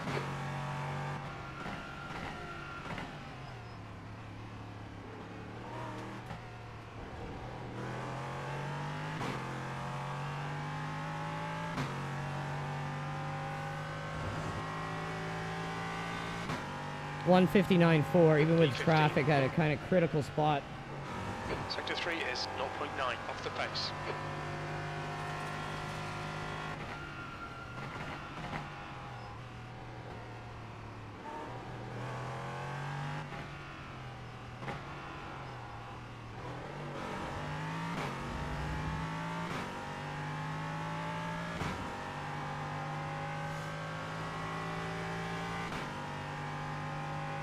Okay, Andrew, you've got half your fuel left.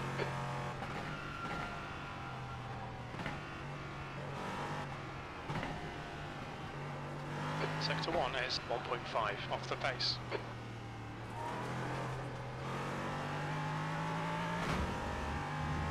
Damn, we were in the green there. You've gone outside of track limits there. And of course, the one corner I lose it on is me fucking Bane. I hate that corner.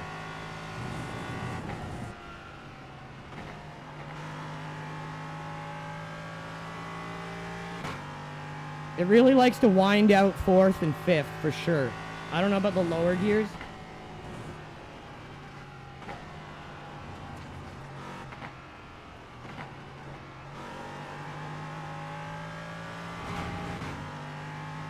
Once you hear that trash can sound like ka-clonk, you know you fucked up. You held the gear too long.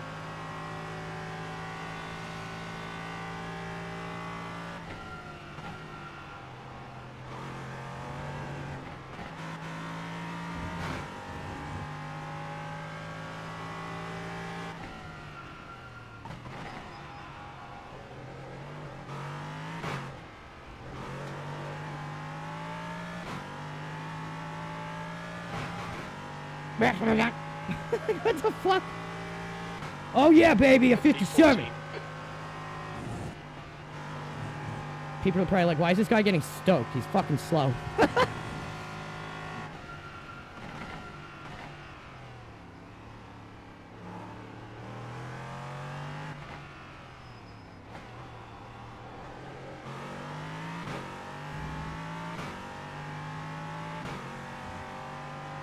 I think it likes 1st, 2nd, 3rd, short shift, and then 4th, 5th, 6th, really wind it out.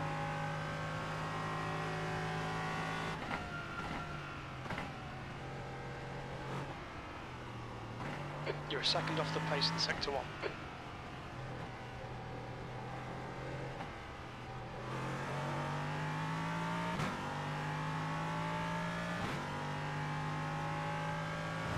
I gotta stop shortcutting that.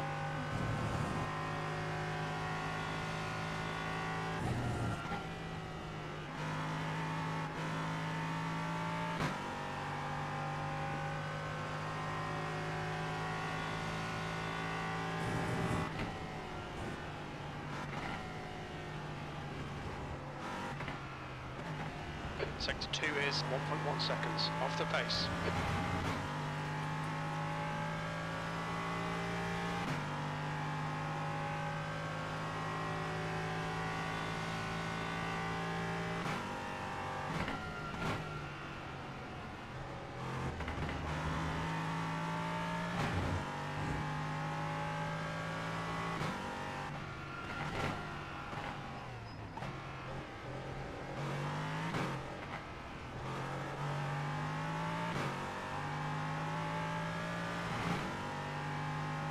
Oh, bada bing, baby! B13. Sector 3 is 0.36 off the pace.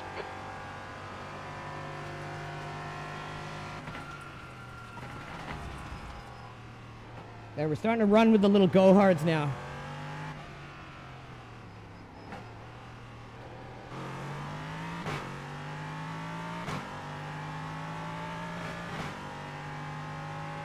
Yeah, you hold those first 3 gears too long, you lose time.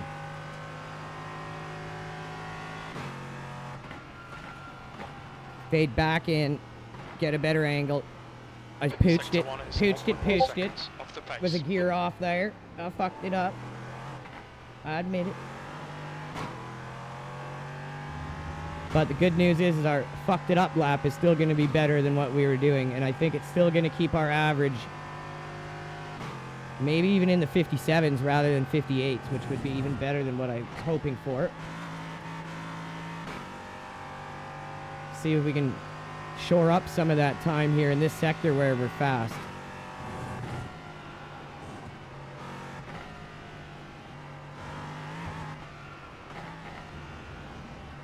Sector 2 is 1.6 seconds off the pace. I actually lost time through there. That's how good I must have done it before.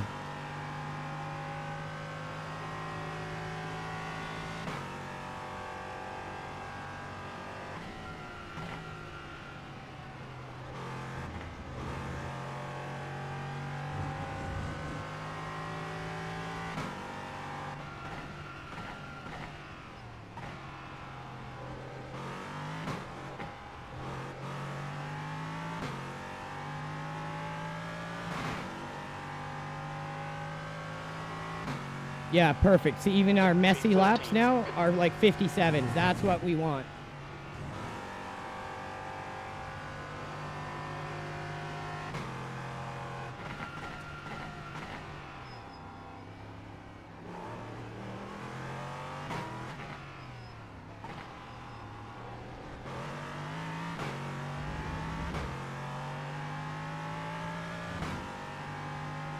This is the best way, I think, now that I've learned is how to get better and how to get ready for a new set of tracks and car combinations on the new weeks. There's an incident in Luffield. It looks like Arturo crest clear right. If you're really trying to climb, it's better than going in and just trying to wing it for sure. You'll never really get consistent finishes that way unless you just have natural talent or you've been sim racing a long time. But Andrew have neither of those, my friend.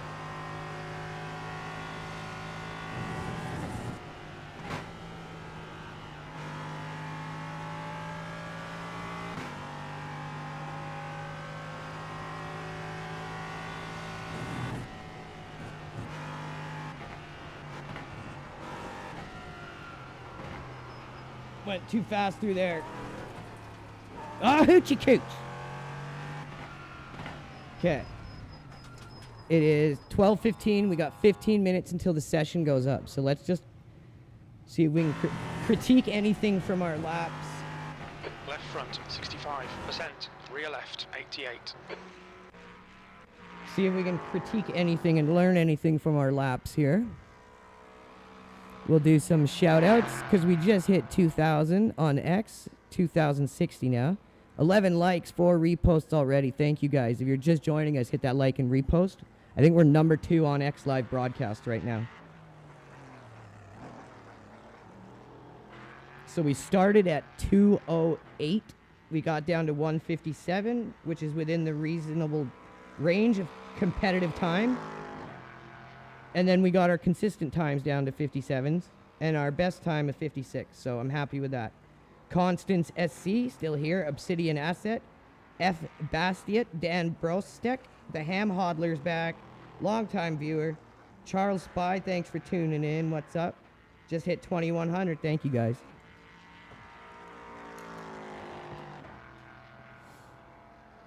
If you're on X, make sure you hit that like and repost. If you're on YouTube, make sure you like, leave a comment, get in chat, subscribe. We really appreciate all you guys. Jeremy Binns, one of our longtime viewers and top fans. We are here today learning Silverstone prior to going into it. So hopefully this time we can go on an upward trajectory towards our final goal. So yeah, I'd say our times are decent competitive. And we can definitely get into this range soon. And we will when we're learning from better drivers. But our ability to work through traffic will keep us more competitive than this.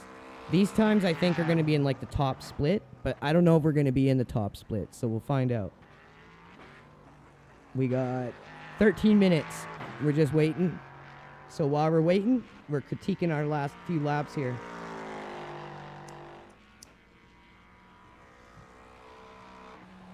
Oh, and before I forget, let's make sure we save the setup like this, because that's way better.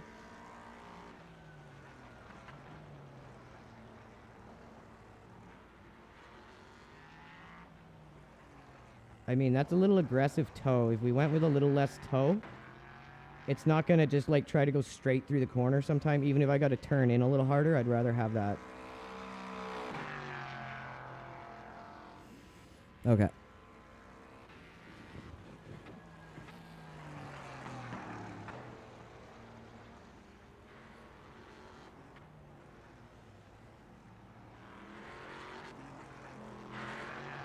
Really love the livery work that Brian Hickey does for us, our livery designer for iRacing. Our livery designer for Le Mans Ultimate is JW Designs. I'm going to be working a promo into the beginning of our stream for him, so you guys can reach out to him and get him to do your liveries too. His Valkyrie work he did for us is amazing. You still got to do our GT3, but wait till you guys see the Valkyrie and GT3 come the 6 hours of Qatar. You're going to love the liveries.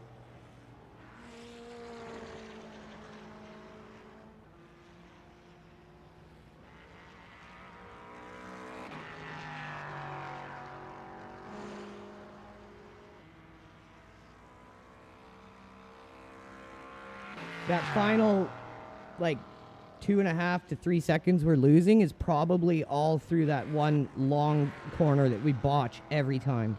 Or at least most of the time. Is probably located there.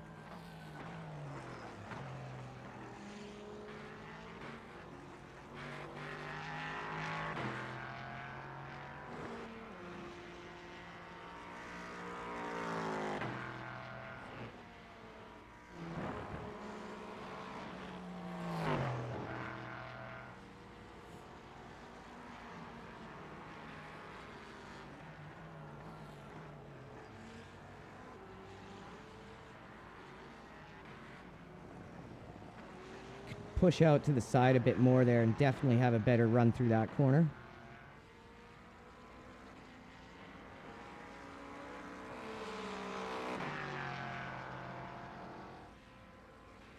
This one I lost time on because I had to go around the car and take a weird entry angle in here. I love a GT driver or a GT slower class driver that knows how to just stay on their line and let the faster car work around you. It's very easy if both cars know what they're doing. The track temperature is increasing. It's now 24 Celsius. It's up to the faster car behind to make the cleaner pass. The GT just needs to stay on its line, and we will work through. If we can't work through, all we want from the GT is be confident in what you're doing. Don't be indecisive. Don't send us mixed messages, and just work through that section at your best pace, and then we'll pass when it's safe. It's the GT drivers that start stuffing on their brakes and corners and moving out of the way and trying to force you to pass them in dangerous spots. Those are the worst ones to deal with. Okay, so that's pretty good. I feel like we're looking good, feeling good. Within reasonable distance of a competitive lap time for sure.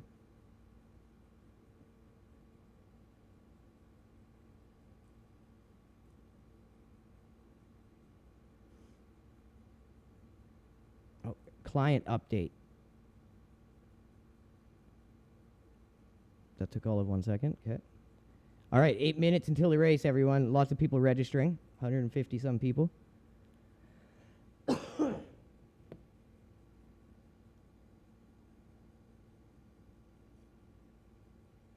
Man, I missed like every week except Okayama and the one that was prior to Okayama, what the hell was it? Watkins Glen, and I'm still in 560th, and a lot of people do these. And I don't have like 600 frickin' incidents like other people do.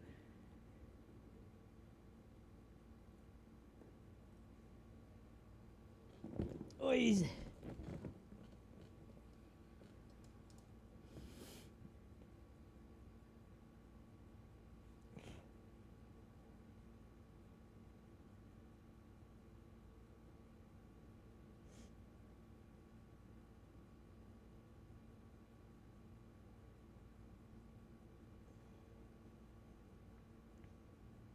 Dave Lee, Danielle, thank you guys for tuning in.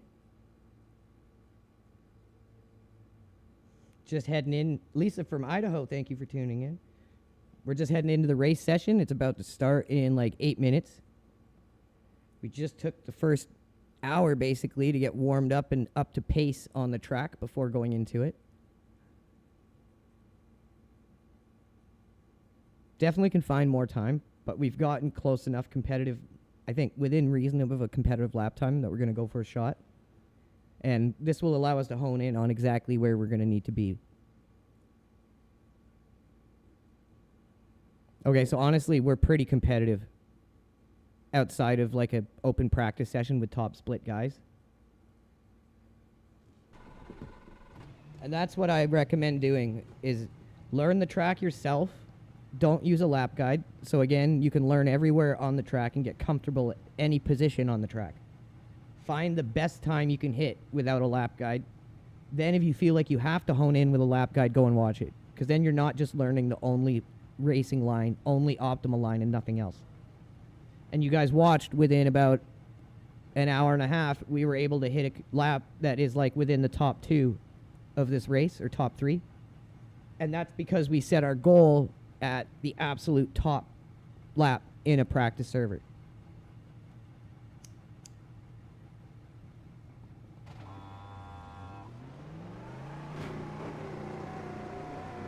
That's how I recommend it anyways. It works for me. Clear. I mean, if you're struggling or you want to try something new, give it a shot. It might help you.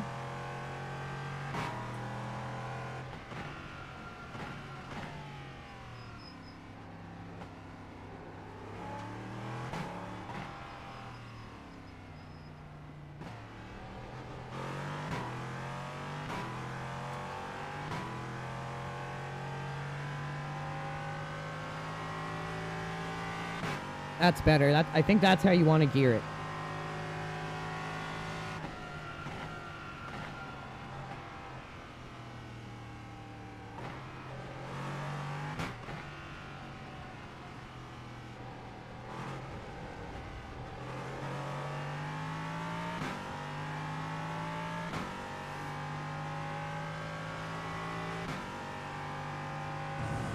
Way too far away to make the pass up the inside here.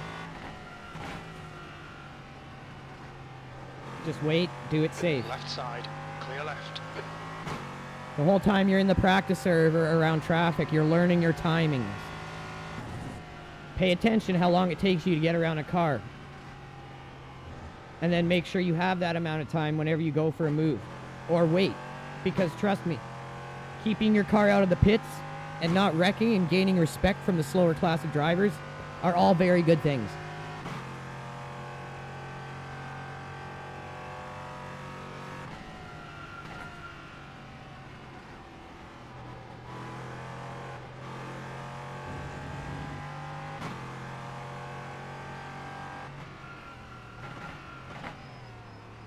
Overshot that one a little bit. This is our off lap. We're not even being timed right now. This is just the last bit of practice time before the race goes live at 11:30.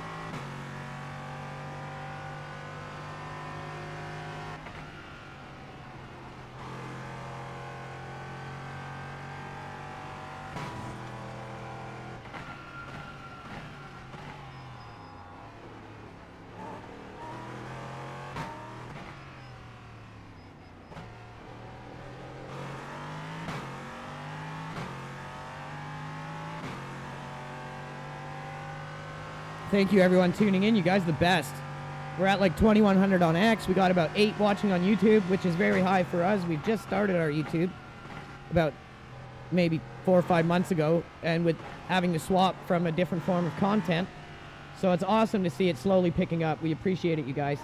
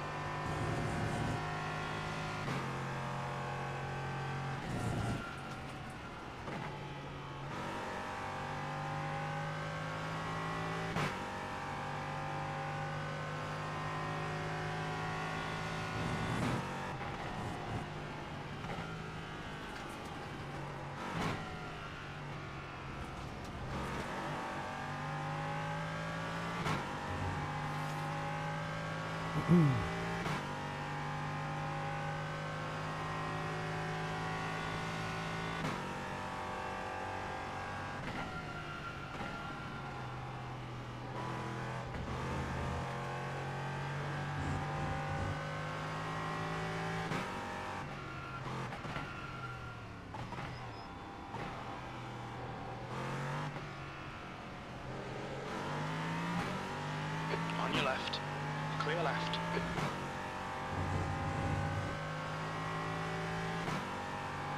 Thirteenth place. Sector 3 times okay. Cut right side's clear. Okay, so... Wow, even our cold tire lap out of the pits, like, yeah. So if we can keep doing what we were doing here in the 57s, 56s, we're going to be highly competitive in the split we're going to be in. We just got to use our consistency, our good consistency around traffic, our ability to have restraint, make good decisions, and I think we're going to do okay. And now we know what's possible as best laps because we set our goal towards that in the practice servers. And I'm pretty sure we know what we need to do to hit those lap times. We just got to refine what we're doing.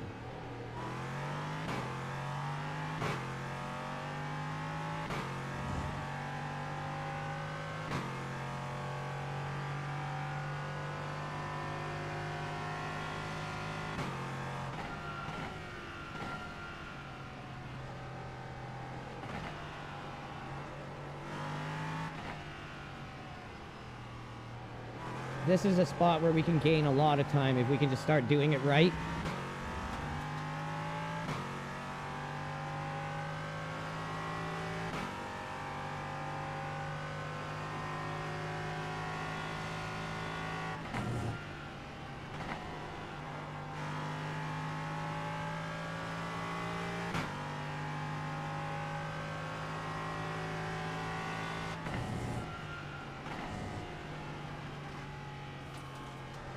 Car left. Clear left.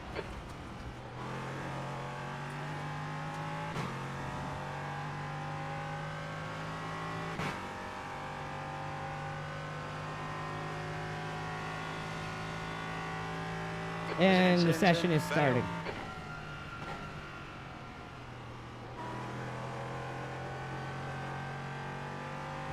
Yeah, see, a little bit of less toe on the front is allowing me to drive the corners more aggressively. I just have to be willing to rotate the wheel a little more.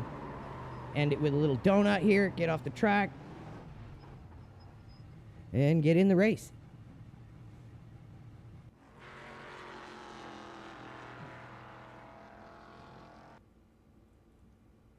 This should be interesting. This is going to be interesting. Make sure you guys check out our sponsors. If you are on YouTube, all our links are in the description.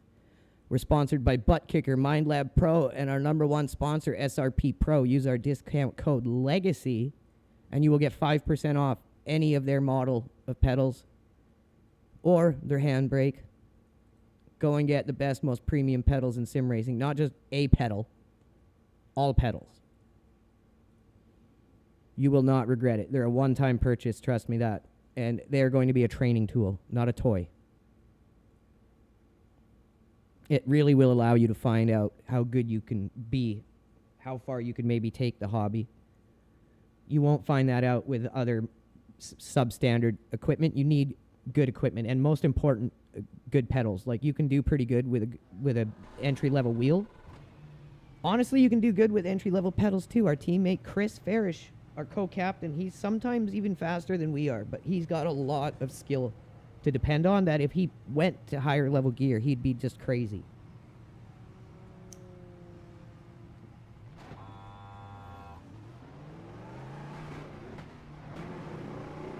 You're all clear. Stay behind the line.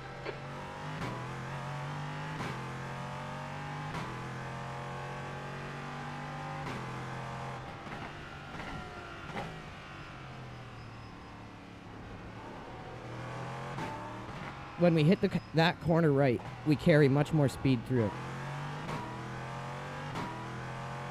Just a slight difference in the angle we take when we approach it. The track temperature's falling. It's now 21 Celsius. We just got the last 37 seconds before qualifier here. Car right. Clear right.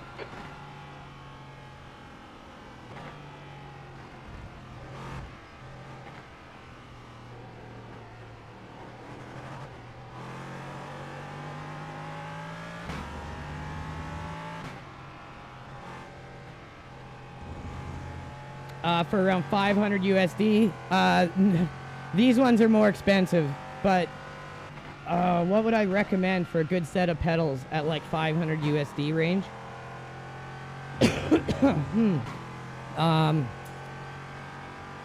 I'd say the Fanatec or the Moza, like actual load cell pedals, are good, but make sure you're not getting like the low end Moza or Fanatec. Get like the high end load cells.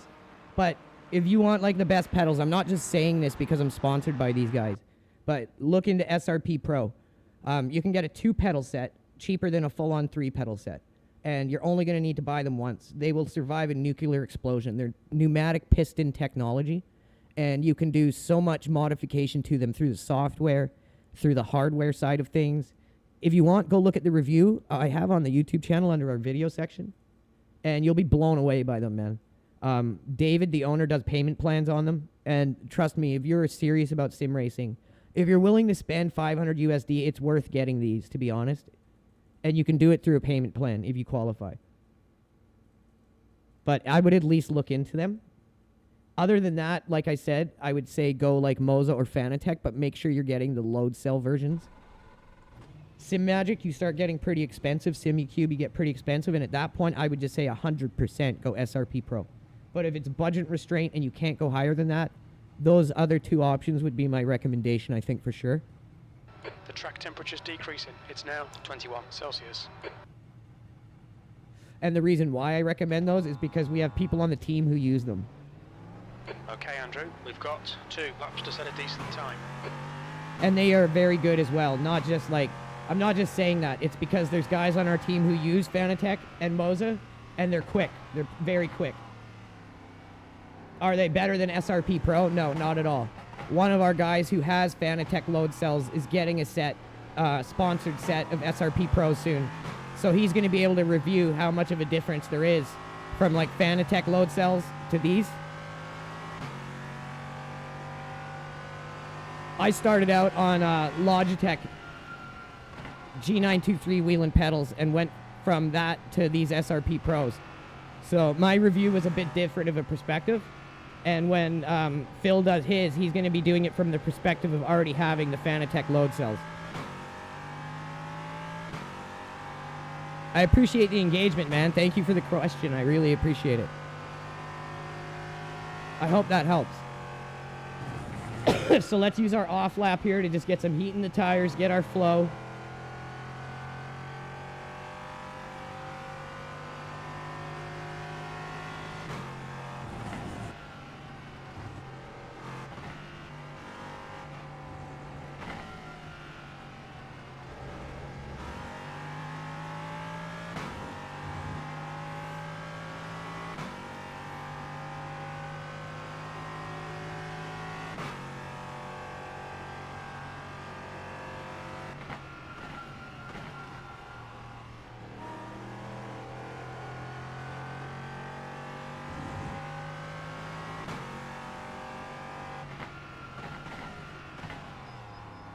I gotta remember not to overshoot that one.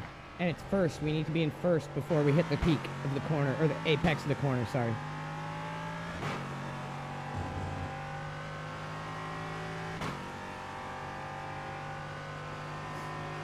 Once I finish qualifier here, Bud, I'll read your comment. I want to be able to give it the proper attention, so just let me finish qualifier here, and then I'll read it and answer.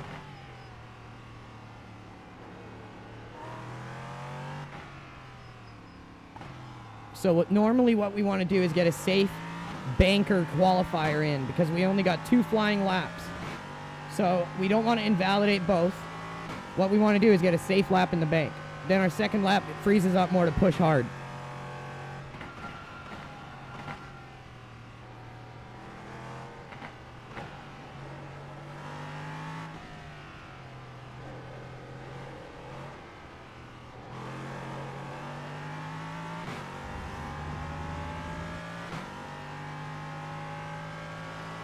The leader's just done a 155.53.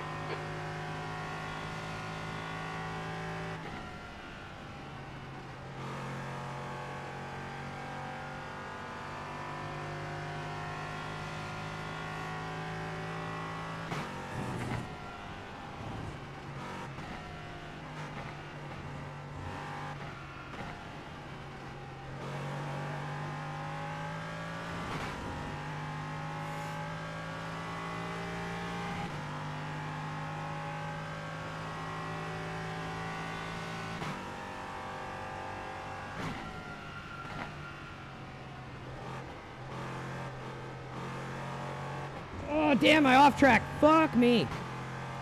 That was going to be a good lap. Okay, Andrew, we just we got need to to do the watch these same track thing limits. next time with no off track.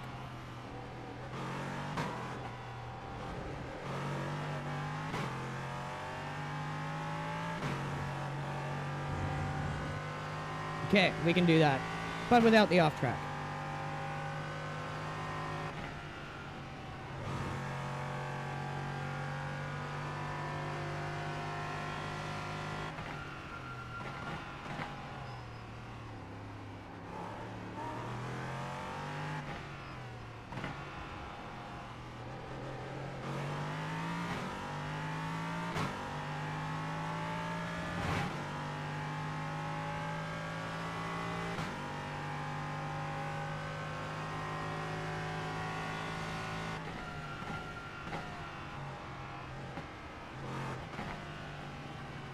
Oh my god, that counted as an off track too? Are you kidding me? Okay, so we just screwed qualifying. Right as I was like, get a banker in, do it safe. Man, this is a punishing track. So I've never raced Silverstone. We just spent about 90 minutes getting up to pace. But god, the track limits are punishing here, man. So let's finish off this lap, and then we're gonna answer our viewer's question here.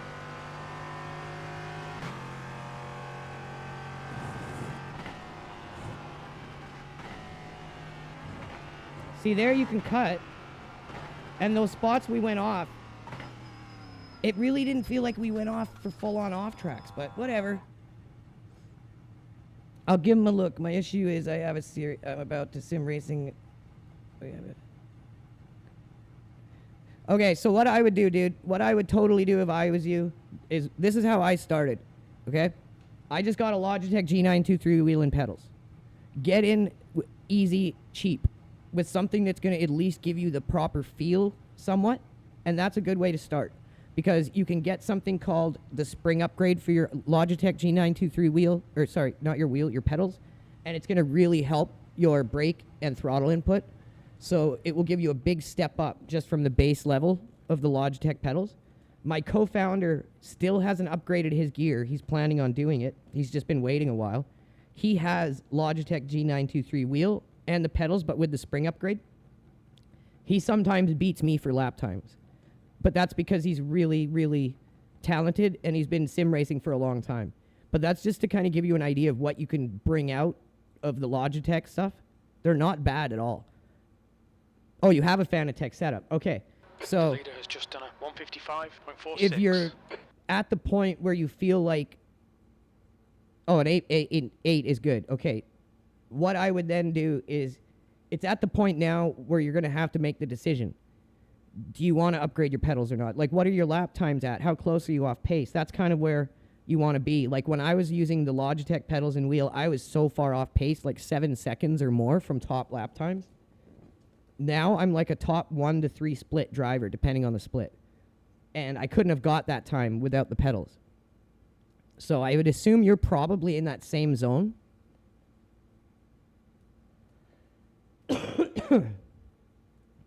So let's see if it works in our favor to miss qualifier. So we've got a 15 car grid. We're not fully at the back. 18 laps, I'd say that's probably just about right. But yeah, that's kind of the process I went through. And yeah, once I was like within 7 seconds of top split laps, I personally felt like I couldn't get closer with that equipment, but I could have, obviously. But for me, I got a lot closer when I upgraded my pedals. And now I'm like within a couple seconds on most tracks of top split lap. On some tracks, I'm right on with top split lap times. So it definitely opens up the ability for your potential to show more, for sure, because you're not having to force it so hard. It's easier with better equipment. It's just that simple. But it has to be the right kind of better equipment, or you're just wasting money. You know what I mean?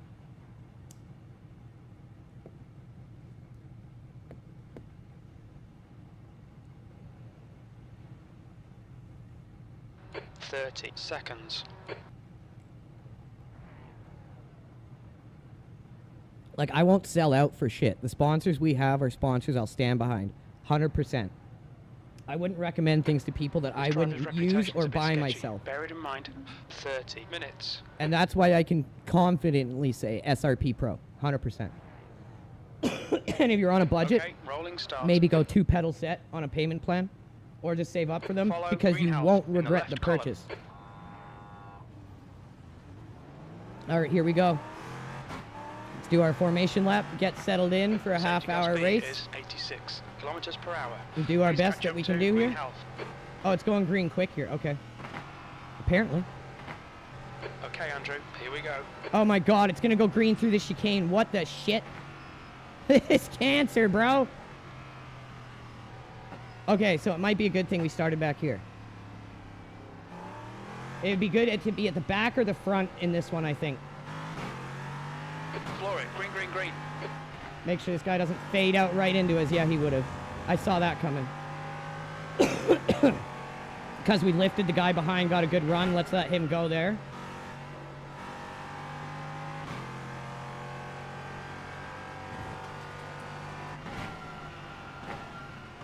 Remember, we got a half hour. Survivability for your first first few laps is more important than making early moves. Holy Jesus! Incident in turn 5. We think it might be. These people are learning the hard way, see? You listen to Andrew, you don't fuck up! I fucking tell you, I fucking tell you! I fucking tell you! Car left. Clear left. Left side. Clear left.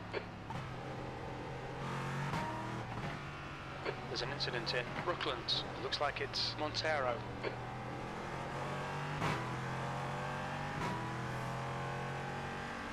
Get in the draft, get in our flow, let our tires come on, and then we start doing our thing.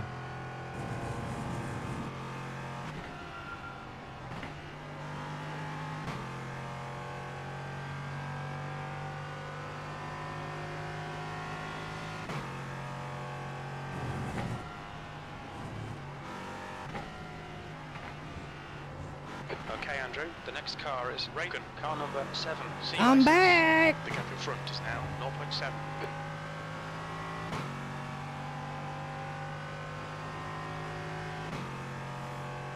Oh man, these guys are gonna be a fun bunch when we hit traffic, son.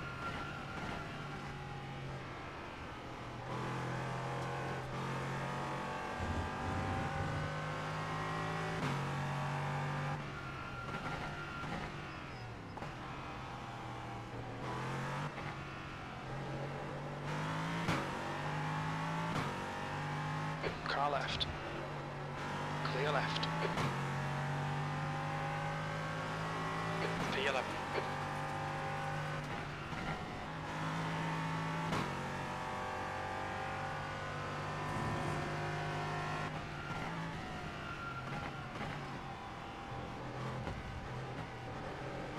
Almost hit the sausage. Don't want the sausage. This car don't like the sausage. I still feel like I'm shorting myself going down to first there. I just haven't found the right zone of RPMs for second gear roll through yet. Every time I do it, I seem to bog and lose time.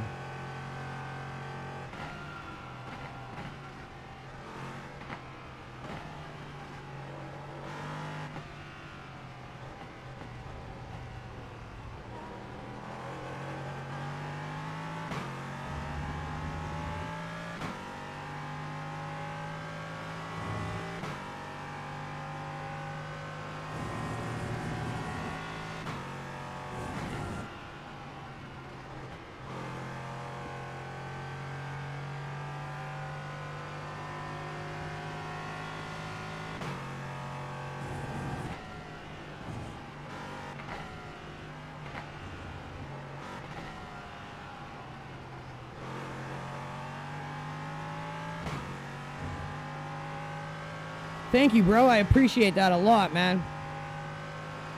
We stream every day, basically, here on X. On X, we're the #1 gaming stream. We're just building up our audience here on YouTube. And we do every single sim racing special event.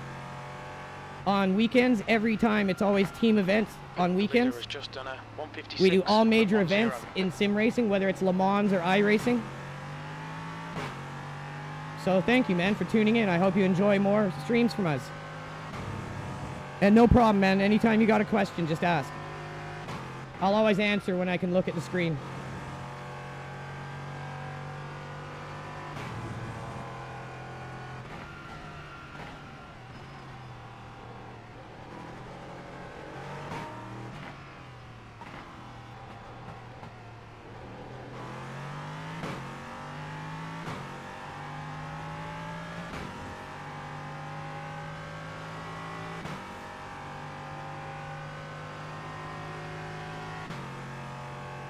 Holding 11th right now. I'm happy with that because all these guys are going to start making moves and making mistakes, and we're about to hit traffic soon, I'd assume.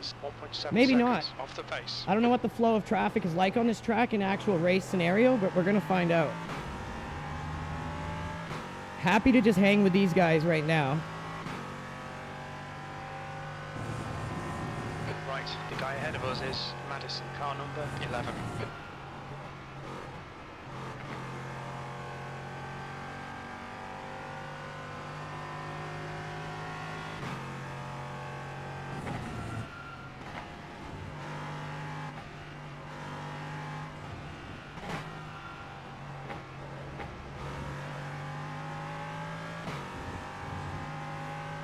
Get this guy under some pressure and see if we can make a mistake. Make a mistake.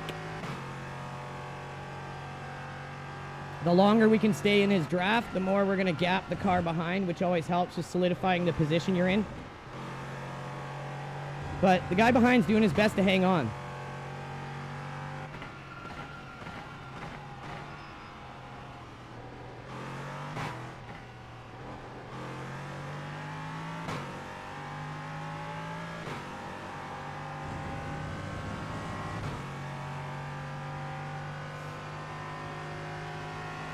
Sector 3 is 0.32 off the pace. So our Sector 3 is probably our best.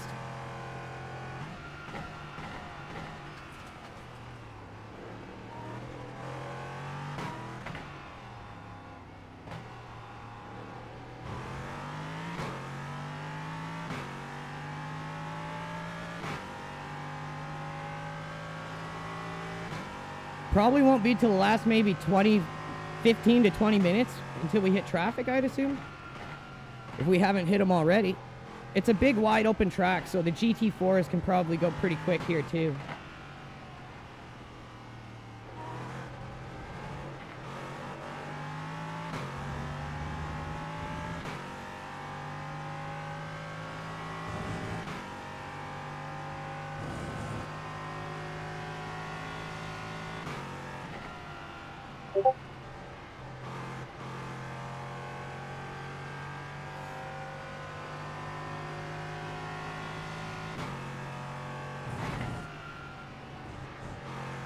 We're a lot faster than this guy. We got to get around him.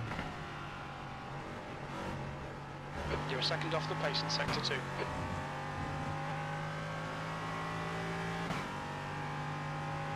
I have to really slow through that section. We're not quite close enough to make the move yet. So we're just going to keep pressuring him and see if that'll do it Andrew, for us. Stay close. Wait for him to make a mistake. New fastest lap for Pasco, 156.00. Track limits. Get in his mirror a bit here.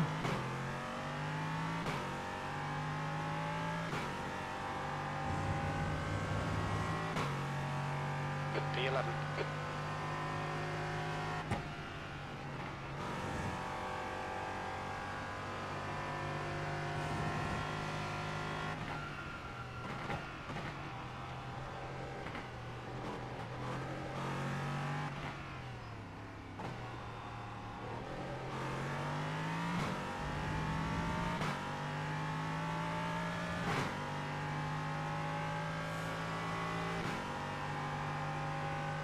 No traffic yet. We're almost at 20 minutes, so 10 minutes have almost passed.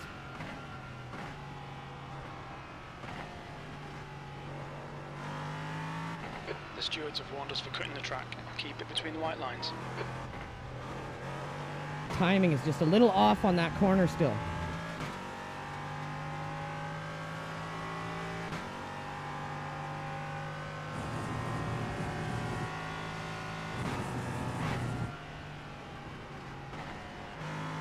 The gap ahead is now 0.44.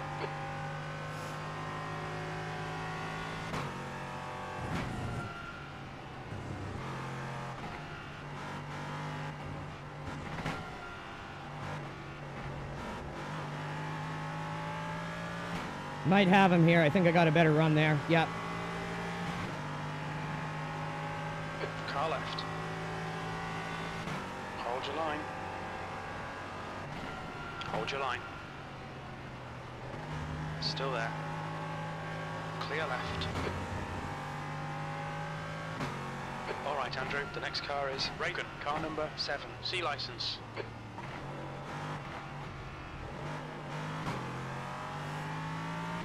Stay focused. We're still in this. That's 20 minutes to go. 20 minutes. 10th position. There's an incident in Abbey. It looks like Montero.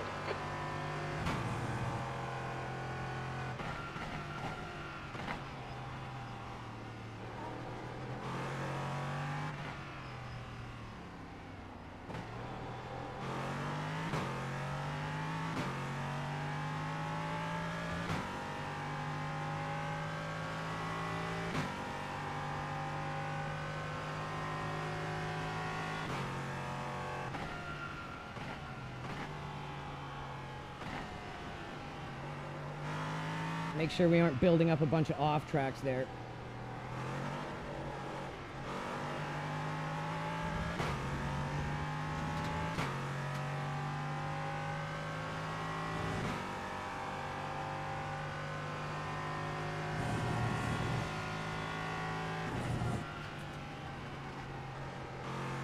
The gap to P11 behind is increasing. It's now 0.9.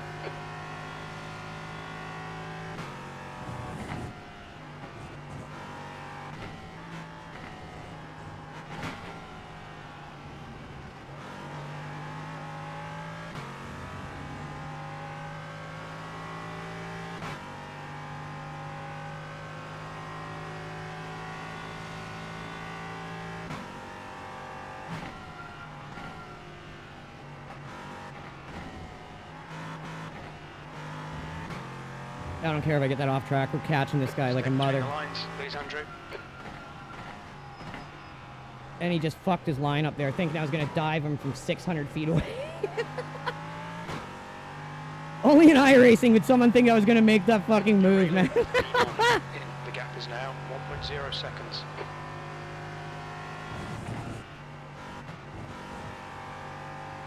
Oh, I'm coming for you, baby. I'm coming. Might not be pretty, but I'm coming.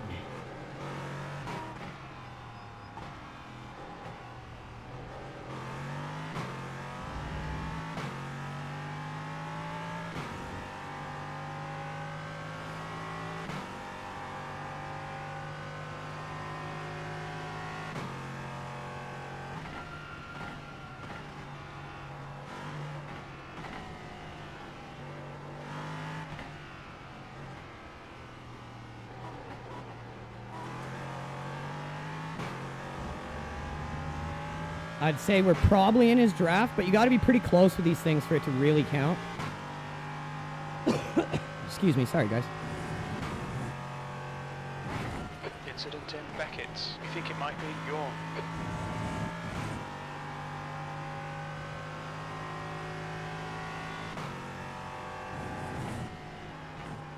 There's an incident in Chapel. It looks like Greenhouse. Yeah, it's pitting from This guy's screwing up from the pressure. Looks like he'll come out just And in there's front of another you. position. Left side. Clear left. That's how we do it, baby, all day long, LRG Cosburgers. You think it might be Ons? Break him with the Andrew. pressure. Good stuff. Keep Break it him coming. with the pressure. You don't have to work for the pass. You break him with the pressure. They give it to you. They're like, here, take it. I can't do it. I can't do it. You're too scary. Take it. And then once they come from behind, they're faster usually. A lot of people can drive better from behind than they can with someone behind them. Yellow flag. Caution. Watch the rejoin. Where is it?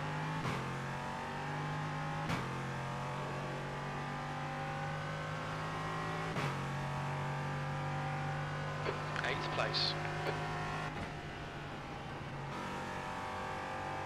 The guy ahead is 4 laps behind. The guy in front's reputation's not good. Take care.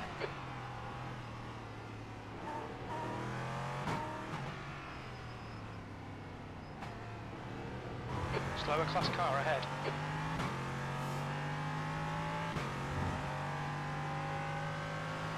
That was a cut? Oh, this is no man's land for fucking traffic.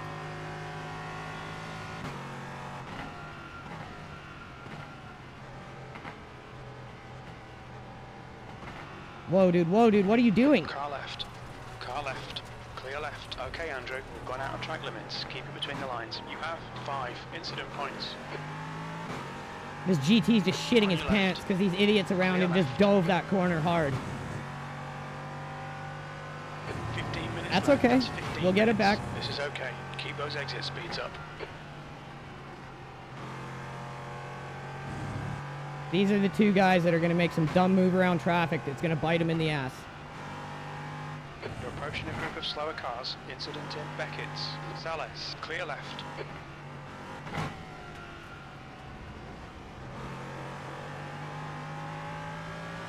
Left side. Clear left. This is where it gets Car fun. left. Clear left. There's an incident in Stowe. It looks like Silver and Ons. Yellow flag. Watch out. Gap to P11. Holy shit! Left side. Ah! Ah! Clear left. Oh my god, sorry. I don't want to hit you, dude. The next car is car number 1. C license. I shit myself! Brown flag moment, boys. Brown flag moment. Okay, Andrew. You're approaching some slower cars. These guys are fighting for position.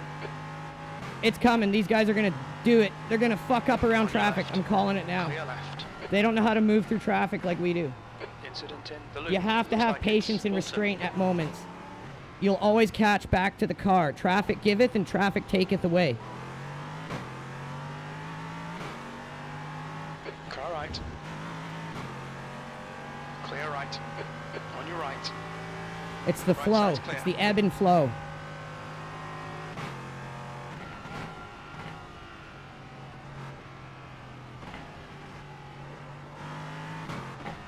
Track limits. Watch those lines.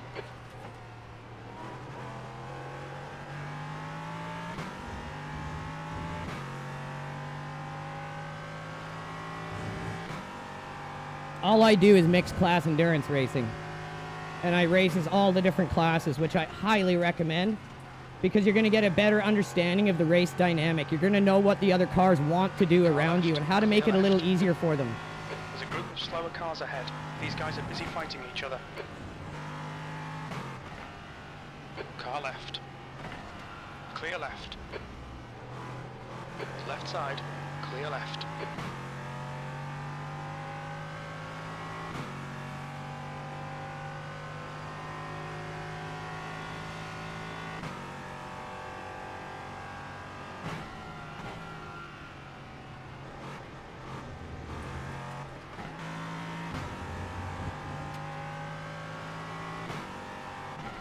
You're coming up on a slower car. The driver in front's reputation isn't great. Left side, clear left. The gap to Madison behind is now 0.9.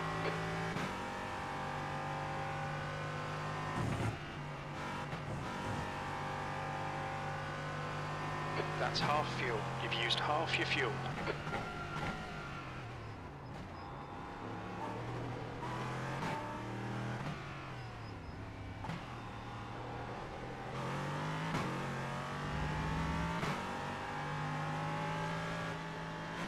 Car left. Clear left.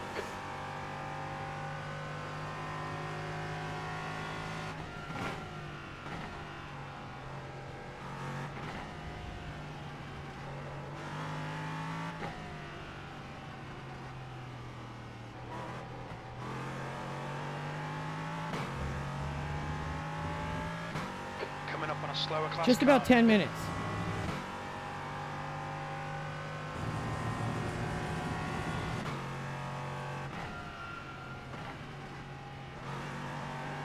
Car left. Clear left.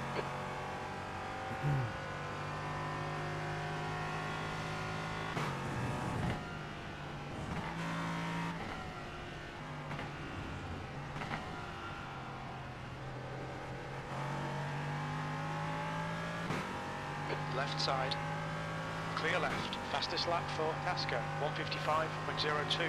Coming up on a big line of traffic, I can see.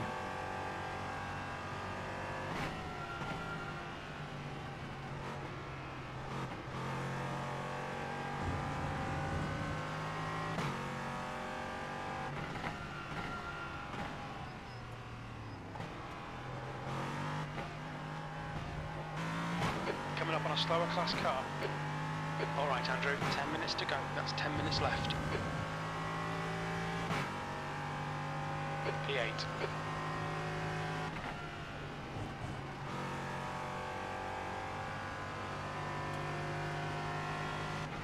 Car left. Clear left.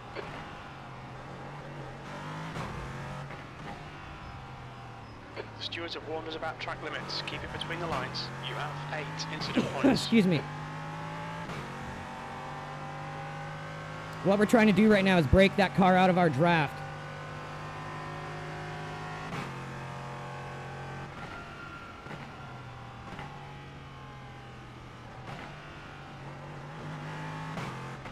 Keep it within the track limits. The gap to P9 behind is now 0.9. The next car is Reagan, car number 7, C license.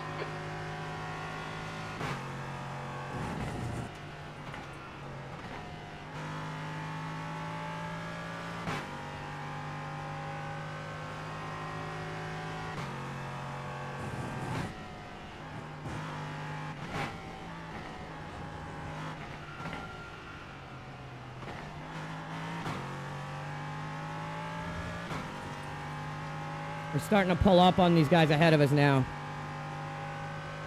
8 minutes with traffic, we might be able to catch them.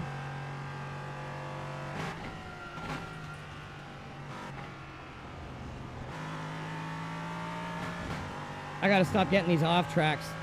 You just cut the track. You have 10 incident points. You'll need to slow down if you don't want a penalty.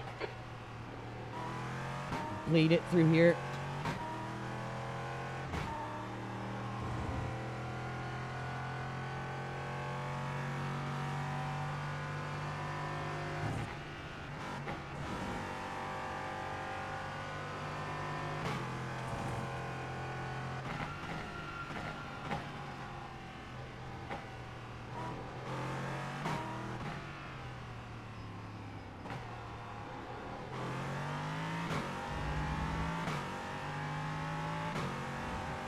If we didn't have that slowdown, we would be way ahead of that guy by now. That was our own fault, though.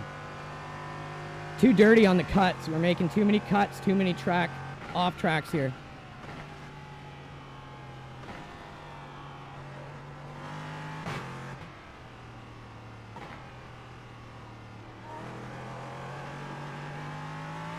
This is our first actual race here, so I got to get familiarized with where I can cut, where I can't, what the exact limits are.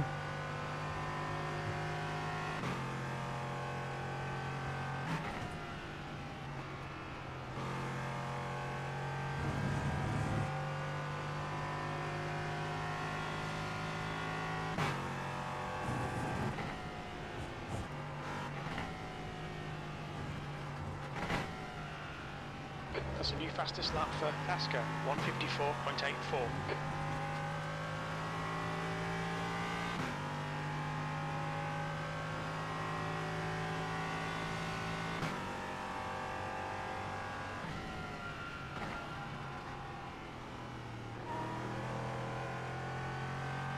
Okay, Andrew, the next car is car number 1, C license.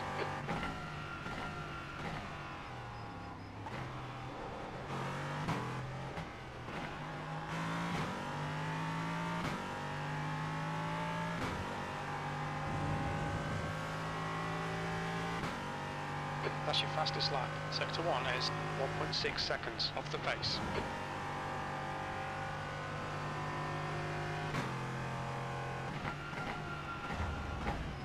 See, thanks to MindLab-Pro, I can push endlessly like this. I'm used to doing like 3-hour stints, double stints, 4-hour enduro solo. I'm very consistent over a long period of time. A lot of people can't really keep up a high pace for a long time. They're good for a few laps. Some people are good for a 30-minute stint. You'll very rarely find someone who can be consistent over hours. It's not easy. And if it wasn't for MindLab-Pro, it would be a lot harder for me.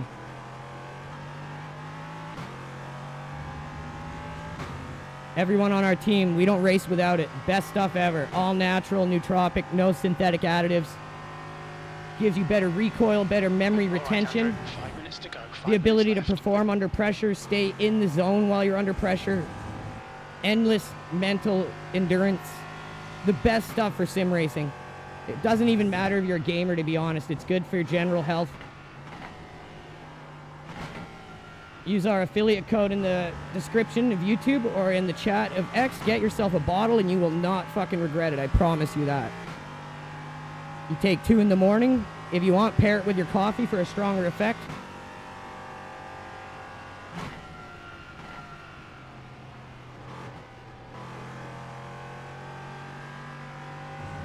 Definitely catching up to this guy.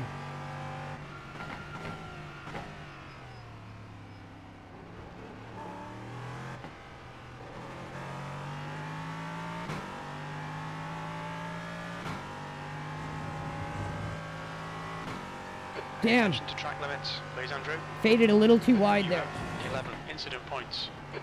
Gotta really be careful the last 3 minutes here. No one to blame but myself, just too sloppy. Trying to learn these track limits here. They're very, very strict on some, and not so strict on others.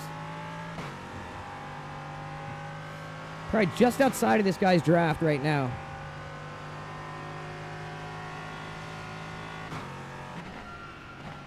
Definitely close enough for him to start feeling pressure.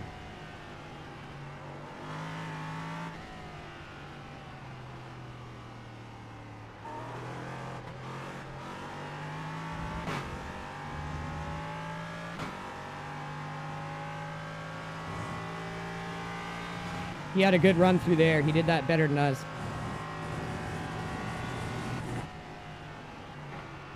There's an incident in Beckett's. We think it might be Nathan. Got 2 minutes 55 to go.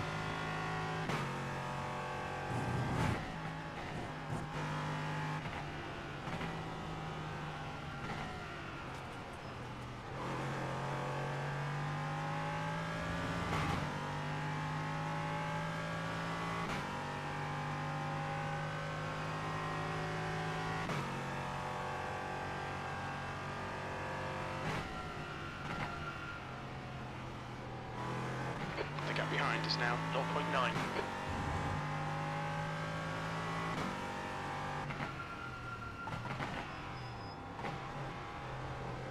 The guy in front is Reagan, car number 7, C license. Holy shit, Ronald Reagan's in here.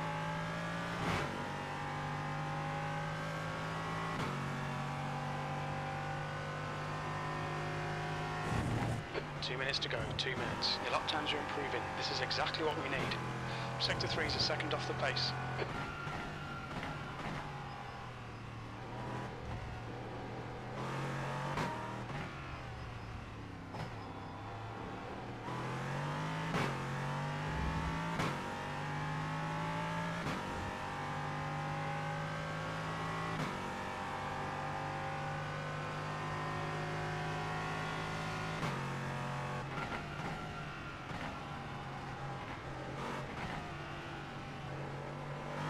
Sector 1 is 1.4 seconds off the pace.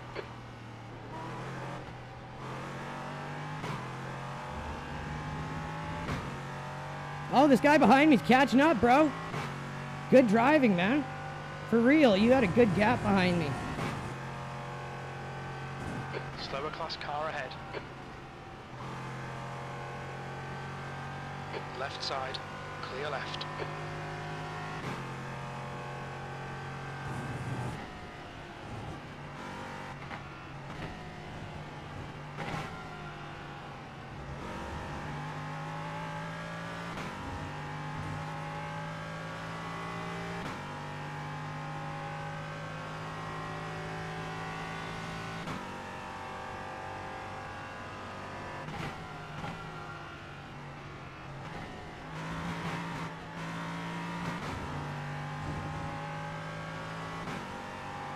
Cut the track.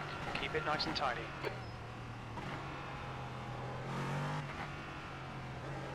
That's how you break someone with pressure. Don't work harder than you have to. Make the pass stick by making him make a mistake. One more lap to go.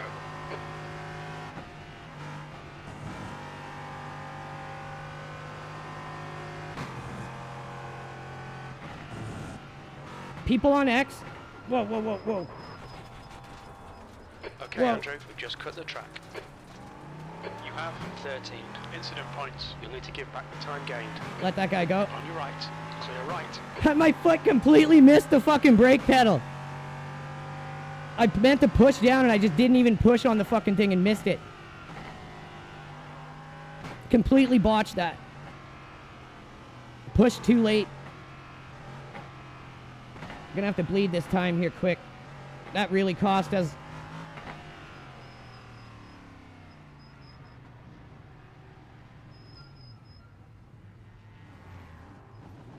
That was our own mistake, man. Own mistake.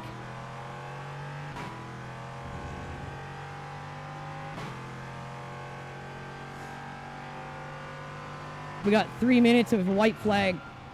So what we've learned in this race is we can easily keep pace. We can do a top 8, maybe even better, if we can hone in our lap times a little more. Next car is Madison, car number 11. That was completely our own fault. Those are the mistakes that's easy to live with, because you can look at it and learn from it.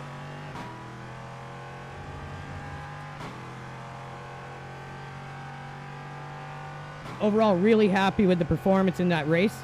That's what matters the most. And that's what I always tell people, especially when you're making like a new sim racing team, is set realistic expectations. It's how you make yourself more confident in your driving ability, and it really helps, trust me. The progress our team has gone through over the last few months is crazy.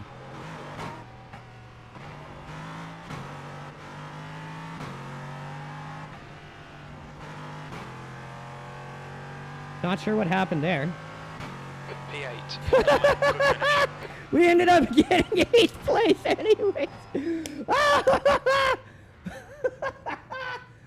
What the fuck happened there? That's hilarious, man. You can't write that shit, bro. Fucking hilarious, man. Oh, who's this person? Thick thighs on my face. Oh, yeah. People in chat on X very rarely chat. It's not like a bunch of little kids, like Twitch. They generally just put it on and watch it on their TV, like a TV show. If you click on the people, like where it says how many people are watching, you can easily see the viewers at any given time. That's the end of the session. Right now we got Peace Never War, Sean Hickey, Dan L, and this retard Thick Thighs on my face, Linus Nakamoto, and the other 2.7K viewers who have come and gone. So yeah, If you want like a bunch of kitty interaction and you like little kids interacting with you, you can go to Twitch. I'd recommend it over there. You might like it over there. But X is more for grown-ups or people who just want to watch and not be like, oh, super chat, dick cum stained, Obama tits Trump. If you like that kind of stuff, go to Twitch. Otherwise, we're probably a good spot for you.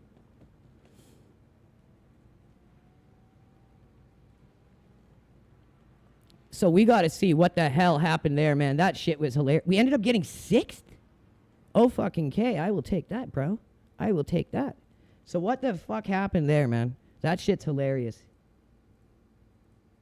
So let's go back to where it all went wrong. And I saw the race flash before my very eyes. I thought I was going into this fucking wall like the guy in Back to the Future. I was like going to try to go back in time, but I'd screw up, just go right through the wall. That was funny shit, man. That is funny. You can't write that kind of ending, man. I can't remember exactly where it was. I think it was on one of the first corners out of this. Let's just start it from here. Or no, it still says we're in 8th. Does that change? Because I know we weren't in 8th when I botched it.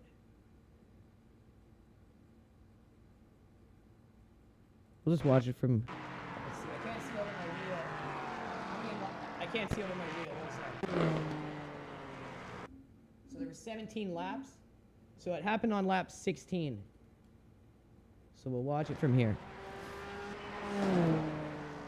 Oh, you got nothing else to say? Thick thighs on my face? Come on, bro. You get embarrassed like that easy and you got no comeback after you're trying to be witty and stupid and cheeky and a smartass and you can't even come back with something?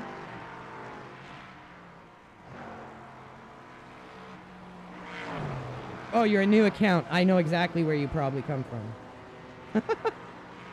Don't you people get bored? Can't you go find something better to do, or is this actually entertaining to you? Anyways, now, Burt Willis, Peyton, Swamp Donkey, Jane Cox, M, Zardoz, Daniel, Joey Carlaws, Linus Nakamoto, Juan Ma Navarrete are all watching the stream. They're not here to entertain you with chat or super chat. So again, go listen to little kids talk super chat on Twitch or like Matt Malone's stream. Probably right up your alley, bro.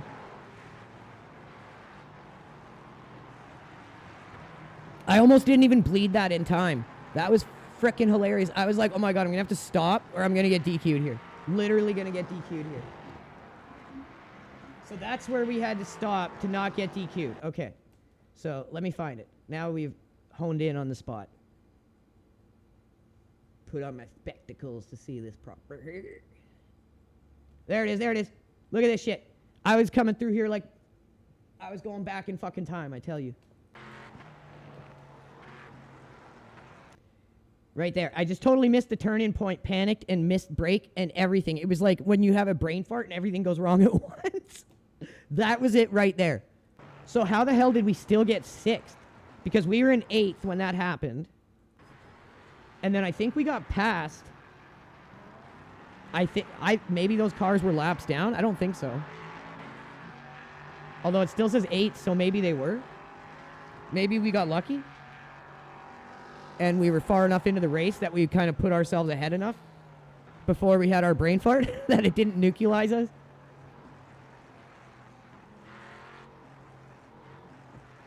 So I'm like trying to bleed it here and I'm like, it ain't going down, man. This thing ain't going down. It is not going down, bruh. And I'm like, oh, okay, I'm going to get DQ'd. Got to just stop the car. I fucked up. Race is over. Lesson learned kind of thing, right? Oh, Thick Thighs ran away. John Smith, The Rising Storm, Lazy Vigilante, Danielle, Linus Nakamoto, and Juan Ma Navarrete. Thank you guys for tuning in. You just missed the craziest ending. Make sure you watch the stream back at least for that. So I see a couple cars here go into the pits, but if those cars passed us and they were laps down, maybe the other two cars that we got those positions from wrecked on that lap, and we just got very lucky.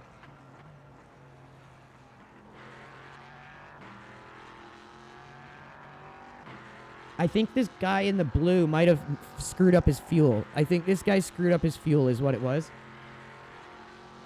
Because the one guy literally, like, I thought he was pulling over to let us go or something, but he just stopped. So I think he messed up his fuel calculation. This guy's going into the pit. So what is that? Oh, okay. Yeah, he's P25. So that's why him passing us didn't impact our position. Oh, what happened there? Okay. So this car got into a wreck there, I think. Or he cut? He just cut there. Okay. And he's in 6th. Or did he get into a wreck with someone there? What the hell happened? Oh, okay, there. That's how we got 6th. That's how we got 6th, everyone. It's iRacing. We're playing iRacing here. I forgot. It's iRacing. This guy's like, no, I'm not giving up 4th. No, fuck all of you. This guy's like, no, I'm dive bombing you. I want 4th. This guy's like, no, I'm just spinning myself. This guy's like, I'm ramming through everyone. And that's when you know you fucked up. All right. 6th place, baby. I'll take it. That was like Tardville Central and some luck.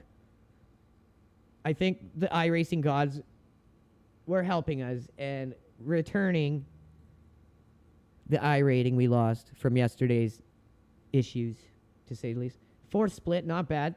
And yeah, if we didn't screw up there at the end, we could have really done better. A lot better. So yeah, our average lap times are pretty good, even with that fucking botched one. So we could have had a really low average lap.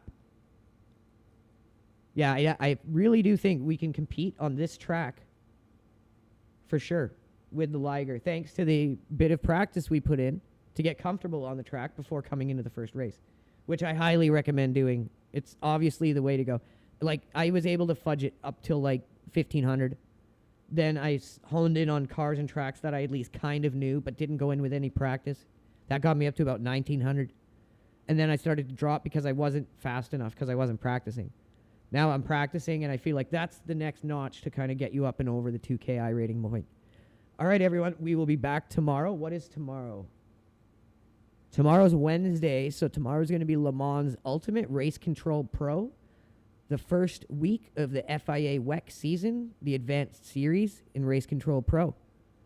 So stay tuned for that. And also this Friday, Saturday, we're going to be doing the first ever Le Mans Ultimate Team event, the 6 Hours of Qatar. So I hope to see you all there. And we really appreciate Speed 13, Jeremy Binns, our new viewers on YouTube, all of you guys tuning in and watching on YouTube. We really appreciate it. Being streamers from X and now moving over and creating a audience here. We really appreciate it, guys. Oh, your voice annoys me. Another one. Oh, God, that's the most hurtful comment ever. That is like the most 13-year-old thing to say. You guys just like, you can't write this shit. You make it way too easy, guys. Like, way too easy. Way fucking too easy. So I'll tell you something, okay? My family's Irish. My family's from the old country. We grew up together in a big family. Lots of people coming from the old country. Couldn't understand a word they said. I grew up with an Irish accent. Didn't like it. Got teased in school a lot for it. And when I was young, I was dumb enough to let idiots like you bother me. So I did what I could to kind of hide the accent. And nowadays, it's like, I don't give a fuck, bro. I'm 38 years old. I can do voice acting. I can throw my voice. I get way more pussy, high-quality pussy than you will ever get and ever be able to obtain. You'll have to pay for it. Probably still couldn't do it. So, yeah, your voice annoys me. That's the funniest shit I've heard. Like, you're not bothering me at all. I'm just letting you know exactly where you stand. You don't bother people at all. And the fact you're still here raging is the funniest shit ever. You guys just engage with us. And the fact that you've got a blue check mark and you're engaging with us means you're paying us money. So thank you. Like, I don't care if you don't like me. I don't care if you don't like my voice. Because at the end of the day, you're paying me money if you're coming on here. Do you understand that? So thank you. I really mean that from the bottom of my heart. Anyways, guys, we'll be back tomorrow with Race Control Pro. And I will see you guys then. Take care.